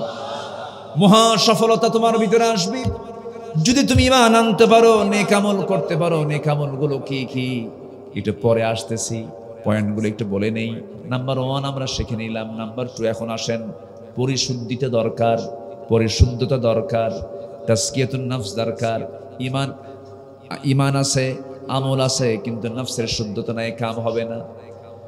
নামাজ পড়ছি, আমাকে দেখছে কেউ, বাহবা দিচ্ছে, মানুষের জন্য নামাজ পড়ছি আমি, নামাজ ঠিকই পড়লাম কিন্তু নামাজ আমার হবে না। আমার ভিতরে কি চলে আসছে? নফসের মধ্যে ভেজাল হয়ে গেছে। মানুষ আমাকে দেখবে আমি নামাজি, দান করলাম, গোপনে দান করে আপনি পরিতৃপ্ত হচ্ছেন না, প্রকাশ্যে দান করতে হবে। কেন? আমাকে দানবীর বলবে। এই যে দানবীর বলবে, আপনি বাহবা নেবার জন্য দান করলেন, তাহলে এই দানের কোনো পুরস্কার আমার আল্লাহর কাছে আছে নাকি? তাহলে এখানে আমাদের নফসের শুদ্ধতার দরকার আছে না নাই? আল্লাহ এই জন্য বলছেন, قد أفلح من تزكى وذكر اسم ربه فصلى بل تؤثرون الحياة الدنيا ওয়াল আখিরাতু খায়রু ওয়া আবকা। আমি কি দোয়া করে দেব? দুই একজন করে চলে যাচ্ছেন না বলে আমি কি শেষ করে দেব? চলে যাচ্ছেন কেন? একটু বসেন, একটু বসেন না। কেউ না বলে যাবেন না। আমি আশা করব যে আমি সবাইকে নিয়ে একসঙ্গে দোয়া করব। থাকবেন না ইনশাআল্লাহ? আল্লাহ কবুল করুন। জোরে বলে আমিন। একটা লোক উঠবেন না, একটু বসেন।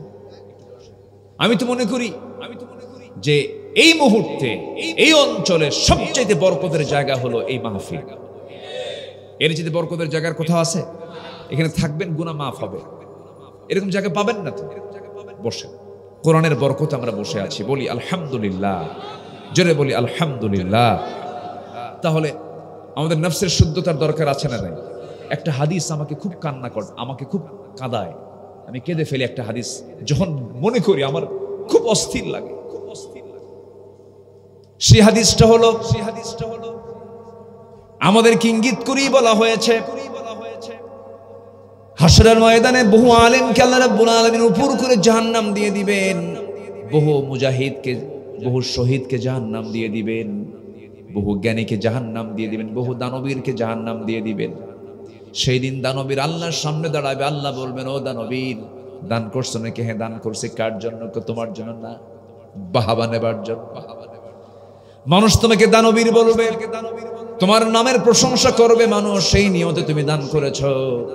গোপনে দান করলে পরে তোমার মন পছন্দ হতো না, আজকে তুমি জাহান্নামে চলে যাও। আলেমকে বলা হবে, আলেম তুমি জ্ঞান অর্জন করেছো কিসের জন্য? তোমার খুশির জন্য না, না, তোমাকে মানুষ আলেম বলে ডাকবে। তোমাকে বড় বুজুর্গ বলবি, তুমি আমার জন্য ইলম অর্জন করো নাই, তুমি জাহান্নামে চলে যাও। এরপরে মুজাহিদকে ডাকা হবে, শহীদকে ডাকা হবে। শহীদ আল্লাহর সামনে দাঁড়াবে, আল্লাহ বলবেন, ও শহীদ, আমার সামনে তুমি সাক্ষ্য দিয়ে দাঁড়িয়ে আছো, কিন্তু যুদ্ধ কেন করেছিলে? আল্লাহ তোমার দিনকে কায়েমের জন্য। কার খুশির জন্য? তোমার না। তুমি জিহাদে আসছো, তোমাকে গাজী খেতাব দেবে মানুষ, সেই নিয়তে তুমি যুদ্ধ করতে আসছিলা।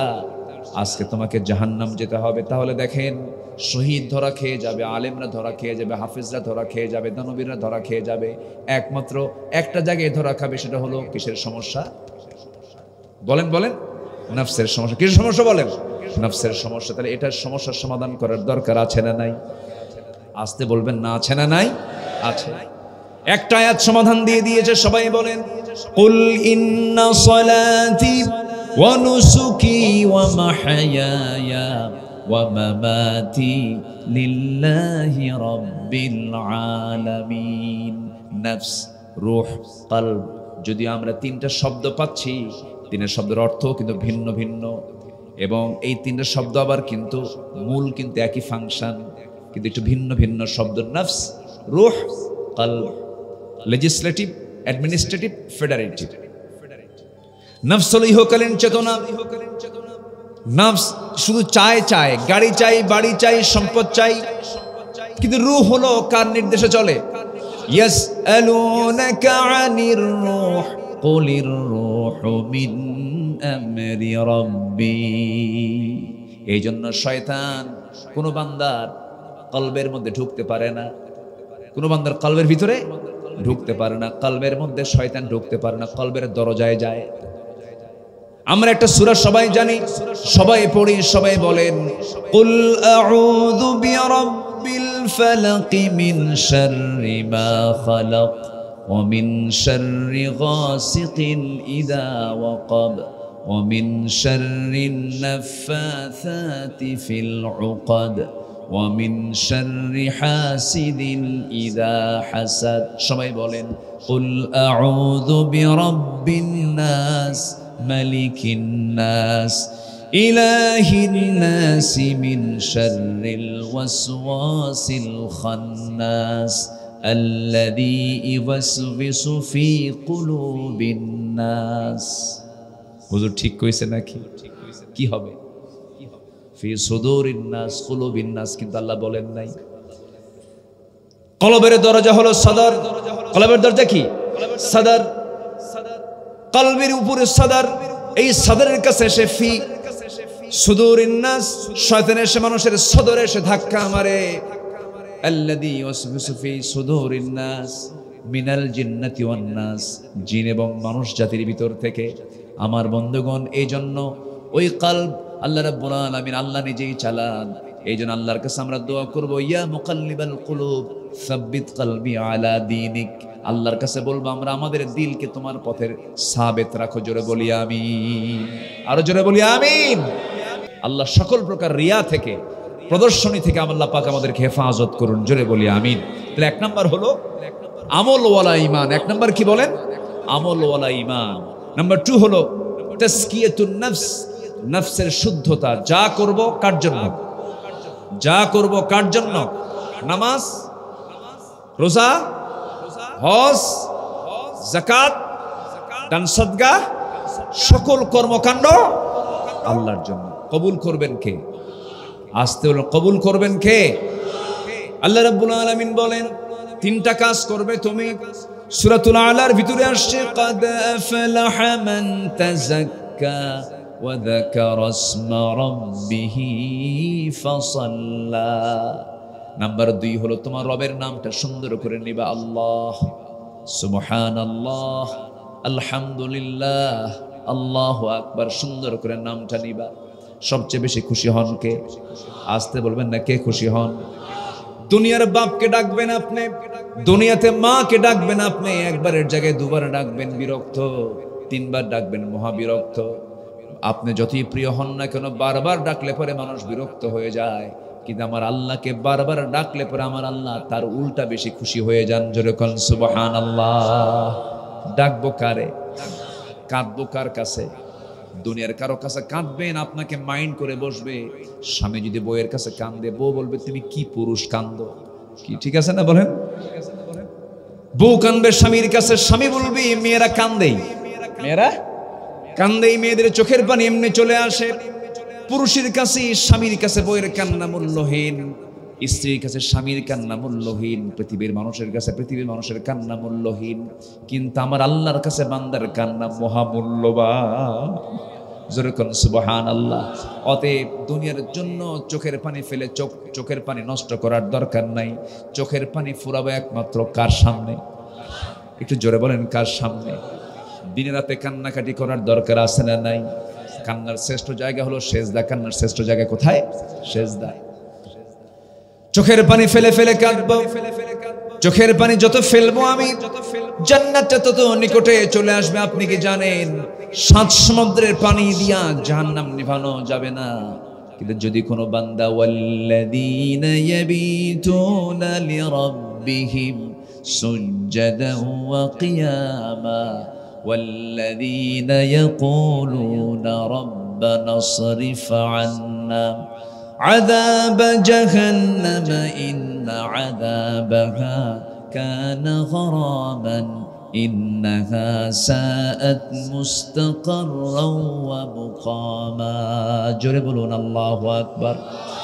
যে বান্দারা তেরা ধারে সেজদায় কিয়ামে সেজদার মধ্যে চোখের পানি টুকরো টুকরে কাঁদে আর চোখের পানি ফেলে ফেলে কাঁদে, আল্লাহ রাব্বুল আলামিন বলেন ওই সমস্ত বান্দার সমস্ত গুনাহগুলো মাফ করে আমি আল্লাহ তার জন্য জান্নাতের বাজেট পাস করে ফেলি। এই জন্য কাঁদবো কার কাছে? আসতে বলবেন না, কাঁদবো কার কাছে? আমার কান্নার দাম কে দিবেন? আমার কান্নার মূল্য পৃথিবীর কেউ দেবে না। আমার কান্নার প্রকৃত মূল্য দিবেন তিনি আমার কে? আমার কান্নার মূল্য যথাযথভাবে জান্নাত দিয়ে দিবেন তিনি আমার কে? আল্লাহ তাআলা। ইমানদারের কিছু আমল আছে, কিছু খাসলত আমাদের মধ্যে নিয়ে আসতে হবে। ইমানদারের কিছু অভ্যাস আছে, সেই অভ্যাসগুলো আমাদের মধ্যে উপস্থিত থাকতে হবে। একটু পরে আসতেছে। নাম্বার 3 হলো সত্যবাদী হওয়া। আল্লাহ রাব্বুল আলামিন সুন্দর করে বলছেন যারা সত্যবাদী হবে তারা সফল হবে। আল্লাহ রাব্বুল আলামিন, আমি যেখান থেকে যে আয়াতগুলো বলতেছি সেখানে ফালাহ শব্দ পাবেন, আফলাহ শব্দ পাবেন, ফাউজুন শব্দ পাবেন, মুফলিহুন শব্দ পাবেন। আমার বন্ধুগণ, নাম্বার 4 হলো তাকওয়া অর্জন যারা করবে তারা সফল হবে। আল্লাহ রাব্বুল আলামিন বলেন ওয়া মান ইউতি'ইল্লাহা ওয়া রাসূলাহু ফাকাদ ফাযা ফাওজান আযীমা। আরেক জায়গায় সূরা নূরের 52 নম্বর আয়াতে আল্লাহ রাব্বুল আলামিন বলেন মান ইউতি'ইল্লাহা ওয়া রাসূলাহু ওয়া ইয়াখশাল্লাহ ওয়া يتقه فأولئك هم الفائزون জোরে বলুন আল্লাহু আকবার সব আয়াতে ফাইজুন আছে না নাই মুফলিহুন আছে না নাই একটু মিলায়ে নেবেন সব আমার আল্লাহ বলে দিয়েছেন তাকওয়া কাকে বলে তাকওয়া মানে হলো বেঁচে থাকা সকল হারাম থেকে নিজেকে গুটিয়ে রাখার নাম হলো তাকওয়া হারাম কাজগুলোকে বাদ দেওয়ার নাম হলো তাকওয়া আমার বন্ধুগণ তাকওয়া কাকে বলে সাইয়েদনা ওমর ফারুকের একটা ছোট্ট ইতিহাস আমার মনে পড়ে গেল ওমর ফারুকের নাম সবাই শুনছেন তো কয় নাম্বার খলিফা অনেক রাত হয়ে যাচ্ছে মনে হয় না শেষ করলে ভালো হয় নাকি হ্যাঁ কারো কোনো কষ্ট নাই তো কতক্ষণ শুনবেন আপনারা সারা রাত জানাজা সহ কি বলে এটা একটু বসেন মাশাআল্লাহ আপনাদের এই আগ্রহটা আলহামদুলিল্লাহ আল্লাহ কবুল করুন জোরে বলি আমিন তাহলে ওমর ফারুকের নাম সবাই শুনেছি উনি কয় নাম্বার খলিফা বলেন 2 নাম্বার 1 নাম্বার কে সাইয়েদনা আবু বকর রাদিয়াল্লাহু তাআলা আনহু তার ছিল হলো দৃঢ়তা আবু বকরের দৃঢ়তা ছিল এবং শান্ত ছিলেন আর ওমর ফারুকের ছিল হলো কি হ্যাঁ রাগী আচ্ছা দেখেন রাগটা দেখতে ওমর ফারুকের ছিল হলো কি জানেন চূড়ান্ত সাহস কি ছিল চূড়ান্ত সাহস রাগ ছিল ইসলামের পক্ষে আল্লাহু আকবার বলে আবু বকরের দৃঢ়তা আর ওমর ফারুকের হচ্ছে অসীম সাহস বিশাল সাহসী ছিলেন সাহসের পাহাড় ছিলেন পিরামিড ছিলেন সাইয়েদনা ওসমানের ছিল হলো ধৈর্য কি ছিল বলেন ধৈর্য আর সাইয়েদনা আলীর ছিল হলো বীরত্ব কি ছিল বীরত্ব আমাদের তাহলে এই গুণগুলো নেওয়ার জন্য কি আর অন্য কোনো নেতা ধরার দরকার আছে আস্তে করে অন্য কোনো নেতা ধরার দরকার আছে বলেন এরা থাকতেই তো আমাদের আর দরকার নাই এই নতুন করে নেতাগুলো বানানোর কি দরকার এমন নেতা বানালো 6 আগস্টের দিনে ওই নেতার একটা মাথাও নাই দেশে কি মাথা ছিল সব মাথা ভেঙ্গা চিৎ করে রাখছে ডক্টর ইউনূসকে প্রশ্ন করা হলো এইরকম মূর্তিগুলো কেন ভাঙ্গা হচ্ছে উনি জবাব দিলেন যেই প্রশ্ন আমাকে করেন কেন মূর্তি যার ভাঙ্গা হয়েছে তার বেটিরে জিজ্ঞাসা করেন কি কথা বুঝতেছেন না আপনারা ডক্টর ইউনূস যদিও তিনি ইসলামী ব্যক্তিত্ব নন তিনি ইসলামিক কোন স্কলার নন ভুল থাকতেই পারে কিন্তু এতদিন যারা ক্ষমতায় ছিল 54 বছর যারা ক্ষমতায় ছিল তারা কি ইসলামী ব্যক্তিত্ব ছিল তো এত প্রশ্ন করেন কেন কেউ কেউ তার বিরুদ্ধে কথা বলে সূরা রুম নামে একটা সূরা আছে গুলিবাতির রুম আছে না গুলিবাতির রুম রোমকদের বিজয় হবে আল্লাহ পাক বললেন কিন্তু কুরাইশরা ছিল হলো পারসিকদের পক্ষে তো আল্লাহ তাআলা রোমকদের বিজয় হবে রোমকদের বিজয়ের কথা কেন বললেন এখানে তো কোনো দ্বীনের কোনো বিষয় না কিন্তু ওই প্রেক্ষাপটে কুরাইশদেরকে দমন করার জন্য কুরাইশদেরকে বোঝানোর জন্য আল্লাহ পাক এই রোমকদের ইতিহাসটা এখানে টেনেছেন তাদের যে ভবিষ্যৎ যে নিউজটা আল্লাহ পাক আগেই জানায় দিয়েছেন তো আমি ডক্টর ইউনূসকে বলবো না যে উনি ইসলামী ব্যক্তিত্ব কিন্তু ওনার জাতির এই মহাসংকটে তিনি যে হালটা ধরেছেন তিনি কি তার কি মনে হয় আপনাদের ক্ষমতার কোনো লোভ নিয়ে তিনি ক্ষমতায় বসেছেন আস্তে কোন কেন ক্ষমতার লোভ নিয়ে বসেছেন লোকটার নামটা কিন্তু সাধারণ নাম না নামটা একটা নবীর নামে নাম মুহাম্মদ ইউনূস 2 নবীর নাম একসাথে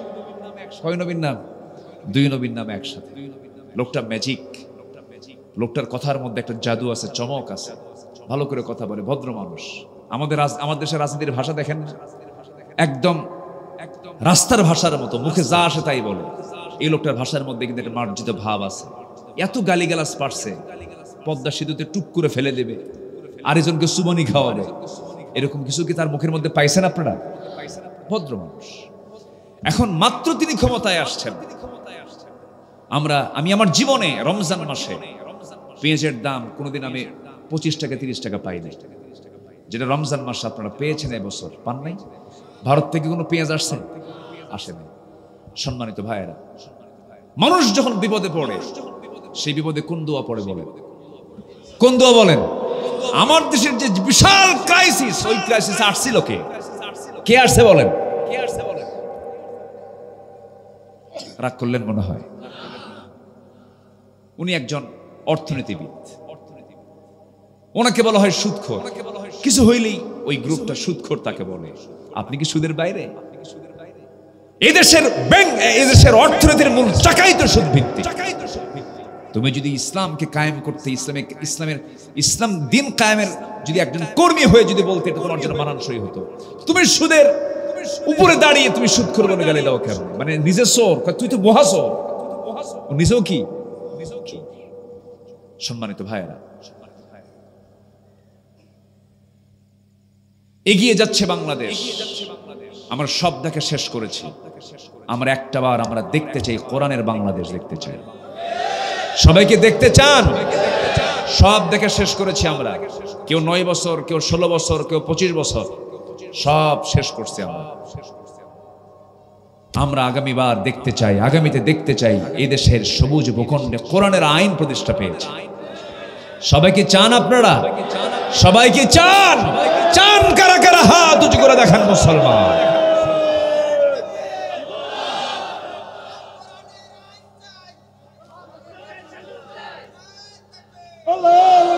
আল্লাহ কবুল করুন, জোরে বলে আমিন। কষ্ট দিয়ে ফেললাম মনে হয় আপনাদের। কোরআনের রাজনীতি আছে না নাই বলেন? আসতে বলবেন না, আছে না নাই? আমাদের কথা বলতে দিত না। মঞ্চে এসে দুই পাশে কিরামন কাতিবের বসে থাকত। বসে থেকে বলতে, হুজুর ওয়াজ করবেন আকাশ নিয়ে আর কবর নিয়ে, দুনিয়া আমরা দেখে নেব। দুনিয়া দেখবে ওরা গাঁজা খাবে আর আমরা দোয়া করে দেব। এই সুযোগ আর বাংলাদেশের মুসলমান দেবে না। অনেক লুটপাট করেছ। দেশে রাজনীতি করতে হলে $243 বিলিয়ন দেশ থেকে পাচার হওয়া টাকা আগে দেশে ফেরত আনো। আগে দেশের টাকা দেশে আগে ফেরত আনো। অনেক কিছু আমরা শুনেছি, অনেক কিছু দেখেছি আমরা নতুন করে দেশকে সাজাবো আমরা ইসলাম দিয়ে। জোরে বলি ইনশাআল্লাহ, আরো জোরে বলি ইনশাআল্লাহ। রাসূলকে শুধু ধর্মীয় লিডার হিসেবে মানবেন, রাসূলকে রাষ্ট্রীয় নেতা হিসেবে মানবেন না। রাসূলকে শুধু নামাজি রাসূল হিসেবে মানবেন, রাসূলকে রাষ্ট্রীয় নেতা হিসেবে গ্রহণ করবেন না। আপনি নবীর উম্মত নন, আপনি ভণ্ড, আপনি প্রতারক। রাসূলকে মানতে হবে এক জায়গায় না সব জায়গায়? সব জায়গায় মানতে হবে। আমি একজন রাষ্ট্রনেতা বানাবো, ভাবতে হবে আমার রাসূল কেমন রাষ্ট্রনেতা ছিলেন, এমন রাষ্ট্রনেতাকে আমরা রাষ্ট্রনেতা বানাবো। এই চিন্তা আমার লালন করবে যারা, তারাই হচ্ছে নবীজির খাঁটি উম্মত। আলহামদুলিল্লাহ বলেন। তাহলে 2 নম্বর খলিফার নাম কি বলেন তো? ওমর রাদিয়াল্লাহু। অনেকদিন আগে এক মাহফিলে বললাম, ওমরে ফারুককে চিনেন কে? সামনে থেকে এক ছোট্ট বাচ্চা দাঁড়ায় বলে, হুজুর আমি চিনি। কে? আমাদের বাড়ির দোতলায় ভাড়া থাকে। আমি তাকে বললাম, তুমি 100 100 পাইছো কেন? তোমার বুদ্ধির দৌড় যত দূর, তোমার উত্তর তত দূর। তুমি ঠিক আছো। এই ওমর সে ওমর না। আল্লাহু আকবার। উনি একদিন কেঁদে কেঁদে বলতেছেন, একজনকে ডাক দিয়ে বলতেছেন, এই এদিকে আসো। এই যে কিছু দানা আছে, এই দানাগুলো, এই সরিষার দানাগুলো পাহাড়ের উপর দিয়ে ছিটে দাও। আমার জনপদের পাখিগুলো যদি না খেয়ে মারা যায়, কিয়ামতের দিন আমাকে আল্লাহ পাক ধরে ফেলবে। আল্লাহু আকবার বলবেন না? পাহাড়ের উপর দিয়ে তোমরা এই সরিষা কি বলে, এই ছোট্ট ছোট্ট দানাগুলো, পাখিদের খাবারগুলো ছিটিয়ে দাও, যেন আমার জনপদের পাখিগুলো যেন না খেয়ে মারা যায়। ফোরাতের তীরে একটা কুকুর যদি অনাহারে মারা যায়, ইরাকের রাস্তা খারাপের কারণে গর্তের মধ্যে পড়ে গিয়ে যদি উটের পা ভেঙে যায়, আমি ওমর, কিয়ামতের দিন আমাকে এর জন্য জবাবদিহি করতে হবে। কি তাদের মধ্যে পেরেশানি ছিল। একদিন তার সামনে একটা হাদিস বর্ণনা করছেন এক সাহাবী, যার মধ্যে মিসকালা হাববাতিন মিন কিবার, সে জাহান্নামে, সে জান্নাতে যাবে না। উনি হাউমাউ করে কান্না শুরু করে দিলেন। খালি গায়ে মাটিতে পড়ে গেলেন, গোটা শরীরটা মাটি দিয়া লেপটায় ফেললেন। এরপরে বলো হলো, ওমরে ফারুক কেমন পাগলামি করছেন কেন? তিনি বলছেন, ওমর অহংকারী হয়ে গেছে, ওমর শাসক হয়ে গেছে। ওমরের মেজাজকে, ওমরের অহংকারকে মাটির সঙ্গে মিশিয়ে দেওয়ার জন্য ওমর মাটির সঙ্গে নিজের গা লাগায় নিচ্ছে। এরপরে তিনি কেঁদে কেঁদে বলছেন, আল্লাহ, আমার কাছে মনে হয় যত বান্দা তুমি দুনিয়াতে পাঠাইছো, প্রত্যেক বান্দাকে তুমি যদি জান্নাত দিয়ে যদি একজন বান্দাকে জাহান্নাম দিয়ে দাও, আমার মন বলে সে একজন জাহান্নামী বান্দা আমি ওমর ছাড়া কেউ না। এটার নাম হলো তাকওয়া। এটার নাম কি? তাকওয়া। তিনি একদিন বসে আছেন, একজন ব্যক্তি এসে এক বোতল মধু দিয়ে গেল। সেই মধুর বোতলটা তিনি হাতের মধ্যে নিলেন, হাতের মধ্যে নিয়ে মধুর বোতলটা করলেন কি, স্ত্রীর হাতে দিয়ে বলছেন, স্ত্রী আমার 5টা ভাগ করো, আমরা একটা অংশ নেব, বাকি 4টা অংশ প্রতিবেশীর মাঝে ভাগ করে দিবা। কয়েক মিনিট যেতে না যেতে আস্তে করে বউকে বলছে, বউ রাগ করো না, আমি তোমাকে ভাগ করতে দেব না, আমাকে বোতলটা ফেরত দিয়ে দাও। বলেন তো কোন স্বামী যদি তার বউয়ের সঙ্গে এমন আচরণ করে কেসাল লাগবে? আস্তে কয়। সবার ভাবসাব দেখে মনে হচ্ছে সবার বাড়ির বউগুলো সব রাবিয়া বসরি। লাগবে কি না? লাগবে, লাগা স্বাভাবিক। সাইয়েদনা ওমর ফারুক যখন এই কথা বললেন, স্ত্রীর মনটা খারাপ হয়ে গেল, কিচ্ছু বললেন না। আস্তে করে তিনি বোতলটা নিয়ে আসলেন।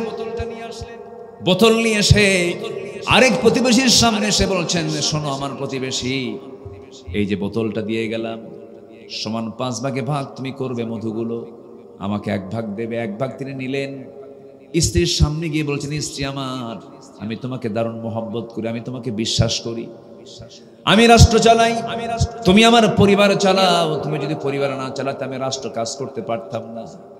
তুমি আমার অনেকগুলো কাজ তুমি আগায় দাও, আমি তোমার সমস্ত কাজের জন্য কৃতজ্ঞতা প্রকাশ করছি, আমাকে মাফ করে দিও, আমি তোমাকে সন্দেহ করি নাই, আমি তোমাকে মহব্বত করি, কিন্তু মধুভাগের দায়িত্ব তোমার হাত থেকে আমি কেন ছিনিয়ে নিলাম? এর কারণটা হলো মধু ভাগ করতে নিয়ে তুমি সমান ভাগে ভাগ করবে, কিন্তু ঠিক আছে, কিন্তু কিছু অংশ মধু যে হাতে লেগে যাবে, হাতে লেগে থাকে মধু, সেটা 1 ফোঁটা হোক, 2 ফোঁটা হোক, 3 ফোঁটা হোক, এতটুকুন মধু আমাদের ভাগে বেশি আসুক এটা চাই নাই মনে করে মধু ভাগের দায়িত্ব আমি অন্যের কাঁধে দিয়ে দিয়েছি। এটার নাম কি? জোরে কন, আরো জোরে। জমিতে আপনি ধান লাগাতে গেলেন, কোদাল নিয়ে আপনি আইলের কাছে চলে গেলেন, দেখবেন কিছু কিছু চাষি আছে আইলের কাছে গেলে পরে কোদালের মাথা খারাপ। কিসের মাথা খারাপ? কোদালের। কার মাথা খারাপ হয়? কোদালওয়ালা। কোদালওয়ালা কোদাল মারতে মারতে জমির আইল চিকন করতে করতে এমন চিকন করে ফেলে, হাঁটার মতো কোনো কায়দা নাই, শুধু যুদ্ধ চলে। কোথায় কোথায় যুদ্ধ চলে? ওদিক থেকে ওই যুদ্ধ চলে, ওদিক থেকে ওই যুদ্ধ চলে, দুজন যুদ্ধ করতে করতে এমন চিকন বানা ফেলে, পুল সিরাত ফেল, আইল খুঁজি পাওয়া যায়। এগুলোর নাম তাকওয়া নয়। ওমর ফারুক রাদিয়াল্লাহু তাআলা আনহু তিনি ঘোড়া কিনতে গেছেন, সেই সময় ঘোড়া ছিল প্রয়োজনীয় জিনিস। এখন যেমন মানুষ হোন্ডা কিনতে যায়, সাইকেল কিনতে যায়, সেই সময় মানুষ কি কিনতে যেত? ঘোড়া কিনতে যেত। ঘোড়া কিনতে গেছেন, ঘোড়াওয়ালার সঙ্গে দাম দর সব ঠিকঠাক হয়ে গেছে, ঘোড়াটা তিনি হাতে নিয়েছেন, লাগাম তিনি হাতে নিয়েছেন, টাকাটা বুঝাইয়া দিয়েছেন।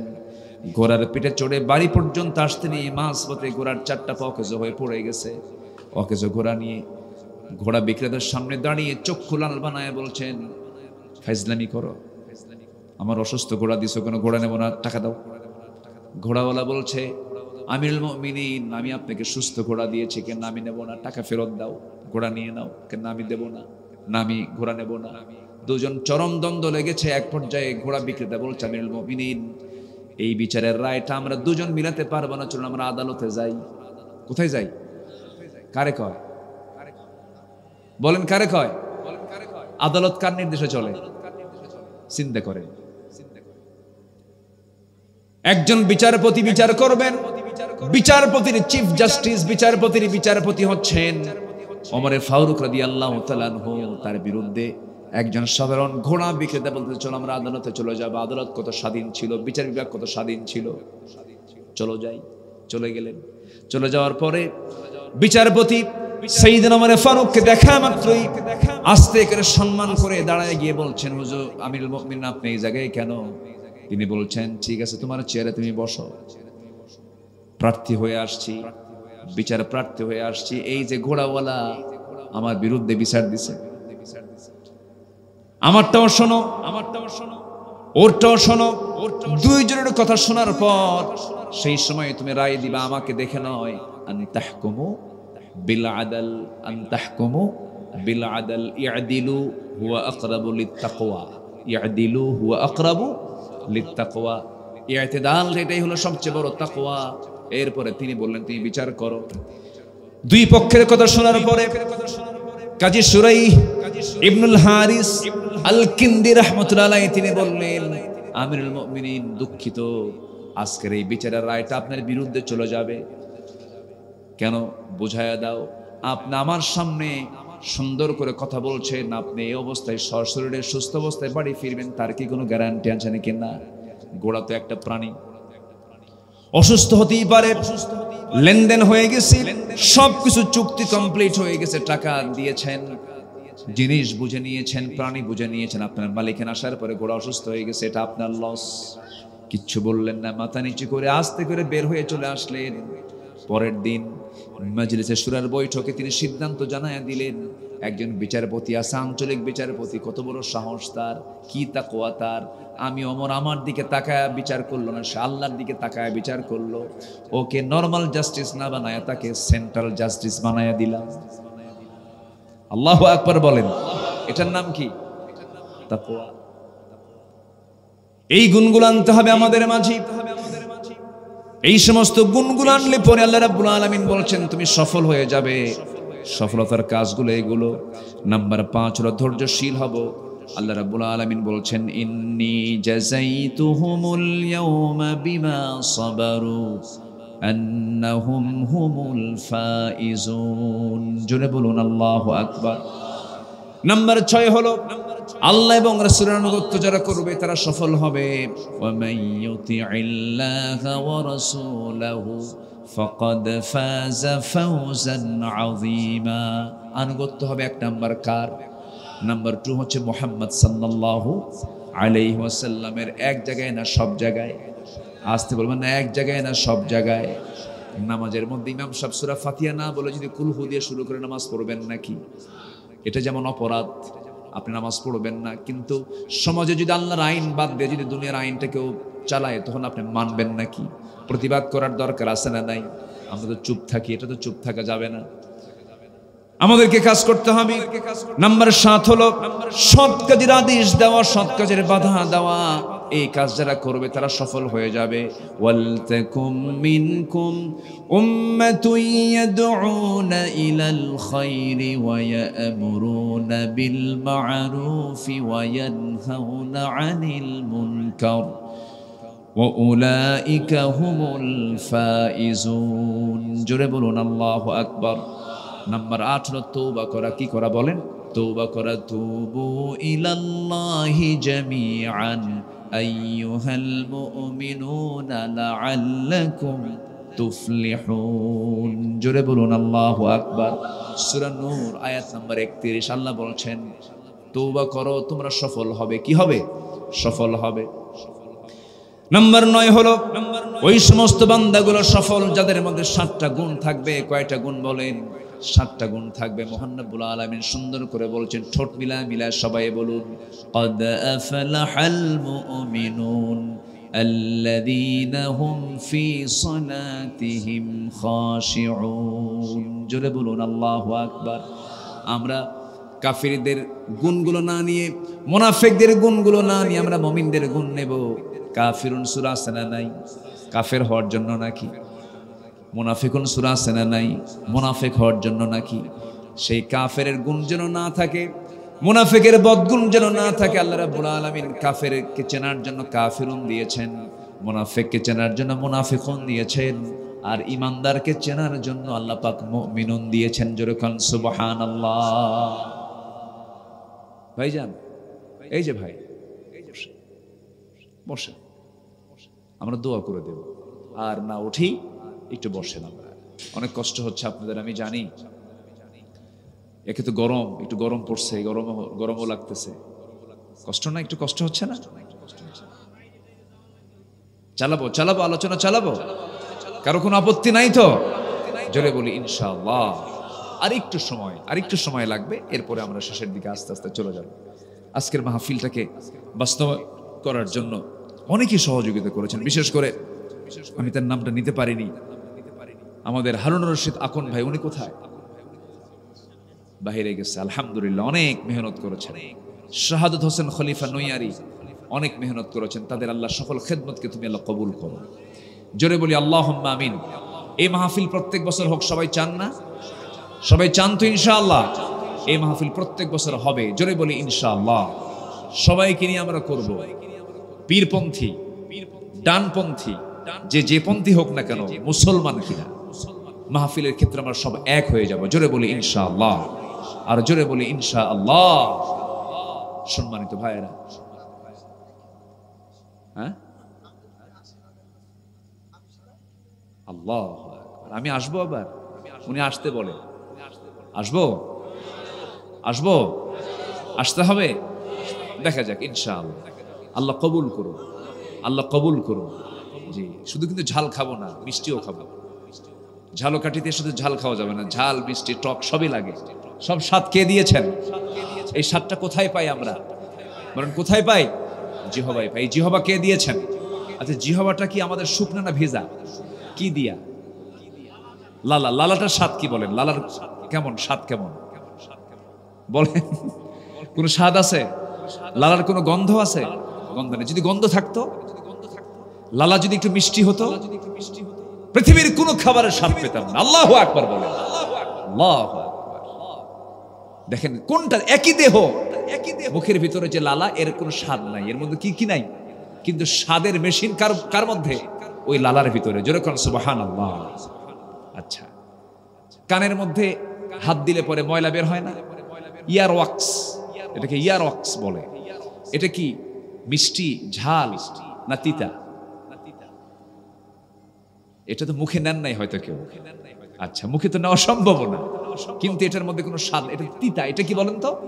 তিক্ততা, এর মধ্যে তিক্ততা আছে। কানের ইয়ার অক্সটা একটু তিতা তিতা লাগে। কেন লাগে?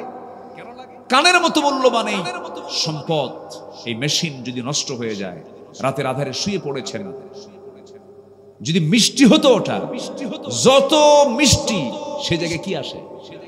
কি আসে বলেন? সব পিঁপড়ে জমা হতো কোথায়? কানে। বলেন ঘুমাতেন কেমন? আল্লাহ পাক গার্ড হিসাবে কানের মধ্যে, যে ওটা কানের মধ্যে কি বলে এলাকায়? খোশ। এটা আবার কি শব্দ বলবে? আচ্ছা, খুশি। কানের যে খুশি, এটা যদি তিক্ততা না হতো, যদি তিক্ত না হতো, তাহলে মিষ্টি হলে পরে সব পিঁপড়া জমা হতো কোথায়? কানে। কান নষ্ট হয়ে যেত। আল্লাহ পাক দেখেন কান দিয়েছেন, আবার ওর মধ্যে এমন একটা মানে খোশ দিয়েছেন, এমন একটা জিনিস দিয়ে রাখছেন যেন পিঁপড়া ঢুকলেও যেন তাড়াতাড়ি বের হয়ে বাঁচে। দেখেন না, পিঁপড়া থাকে, যদি ভুল করে যদি একটু ডিসলাইন হয়ে ঢুকেও যায়, ও থাকে না, তাড়াতাড়ি বের হয়ে আসে। দুর্গন্ধ থাকে না, ওর কাছে ভাল লাগে না। আচ্ছা, গেল। চোখের পানি কেমন লাগে বলেন? লবণ তো বোঝার কথা, কারণ এই এলাকার পানিগুলো কি? কই মিষ্টি? মিষ্টি নাকি? এখানে মিষ্টি? পিরোজপুরে লোনা আছে তো, বরিশালেও লোনা আছে, পটুয়াখালীর দিকে লোনা আছে। আচ্ছা, যাই হোক, লোনা আছে। আপনার এলাকার ইলিশ কোন পানিতে হয় বলেন? লোনা পানিতে। হ্যাঁ, মিষ্টি আছে, লোনাও আছে, দুটা মিল। শোনেন, নদী কোন জেলা বলেন?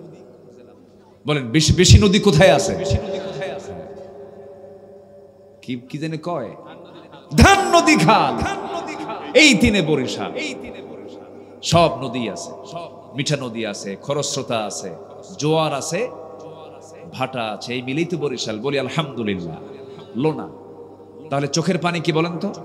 লোনা। চোখের পানি লোনা কেন? চোখের পানি এই জন্য লোনা, আল্লাহ রাব্বুল আলামিন এই জন্য লোনা করে দিয়েছেন। এই যে আমরা নদীর পানি, খালের পানিগুলো মিঠা, এই পানিগুলো জমা হয় সমুদ্রে গিয়ে, সমুদ্রের পৃথিবীর সকল 7 সমুদ্রের পানিগুলো মিঠা না লবণ? লবণ। লবণের জন্য করা হয়েছে, সমস্ত জীবাণুগুলো গিয়ে সব জমা হয় সমুদ্রে। সমুদ্রের সে লোনা পানি, সেই লবণগুলো সমস্ত জীবাণুকে ধ্বংস করে ফেলে।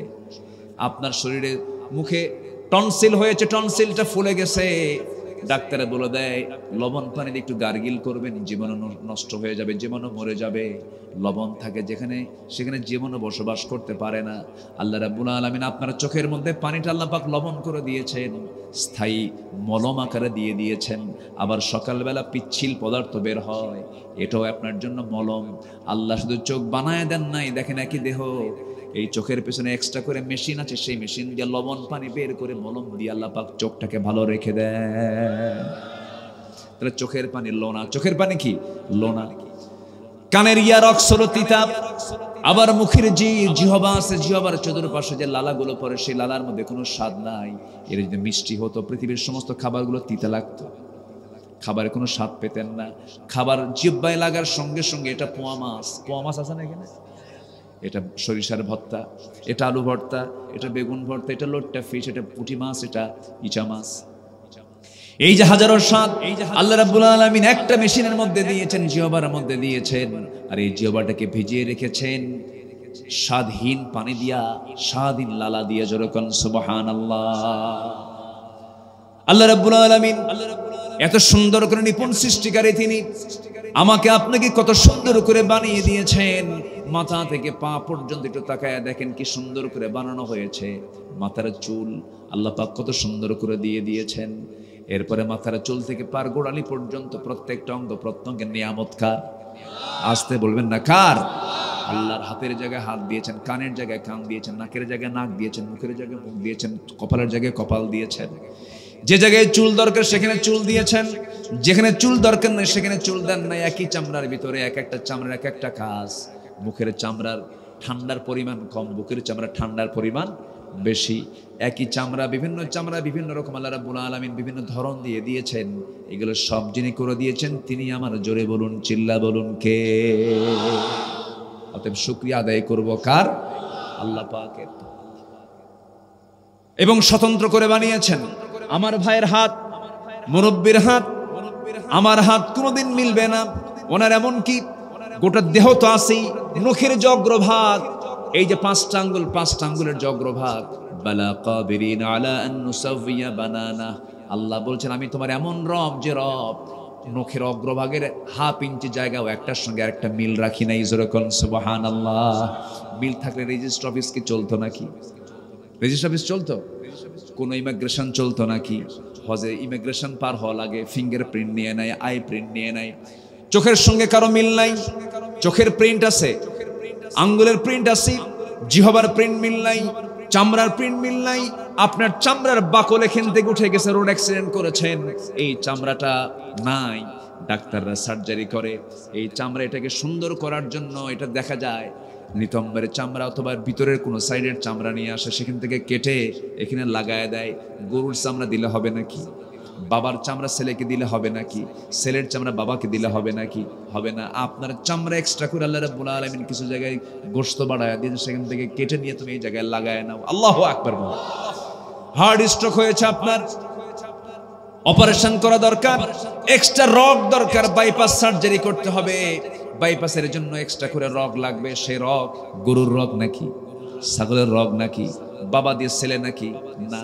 আল্লাহ পাক আপনার বডির মধ্যে এক্সট্রা করে কিছু লম্বা রগ সেট করে দিয়েছেন। আগে বুক না চিরে, আগে পাটা চিরে নিয়ে পায়ের নিচের দিকে কিছু এক্সট্রা রগ আছে, সেই রগ থেকে অপারেশন করে বের করে সেই রগ বুকের সঙ্গে লাগায়া, হার্টের সঙ্গে লাগায়া ডাক্তার অপারেশন করে দেয়। যেরকম সুবহানাল্লাহ। শুকরিয়া আদায় করব ডাক্তারের না আল্লাহ। কার কার কার? রগ না দিলে অপারেশন হতো? রগ দিয়েছেন কে? প্রশংসা কার? আল্লাহ। কি দেননি, কি দেননি। আমার কাছে মনে হয় কি জানেন, এই নাক, এই মুখ, এই কান, এই চোখ, পদ্মা, মেঘনা, যমুনা যত বড় তার চেয়ে বড়। আল্লাহু আকবার বলে।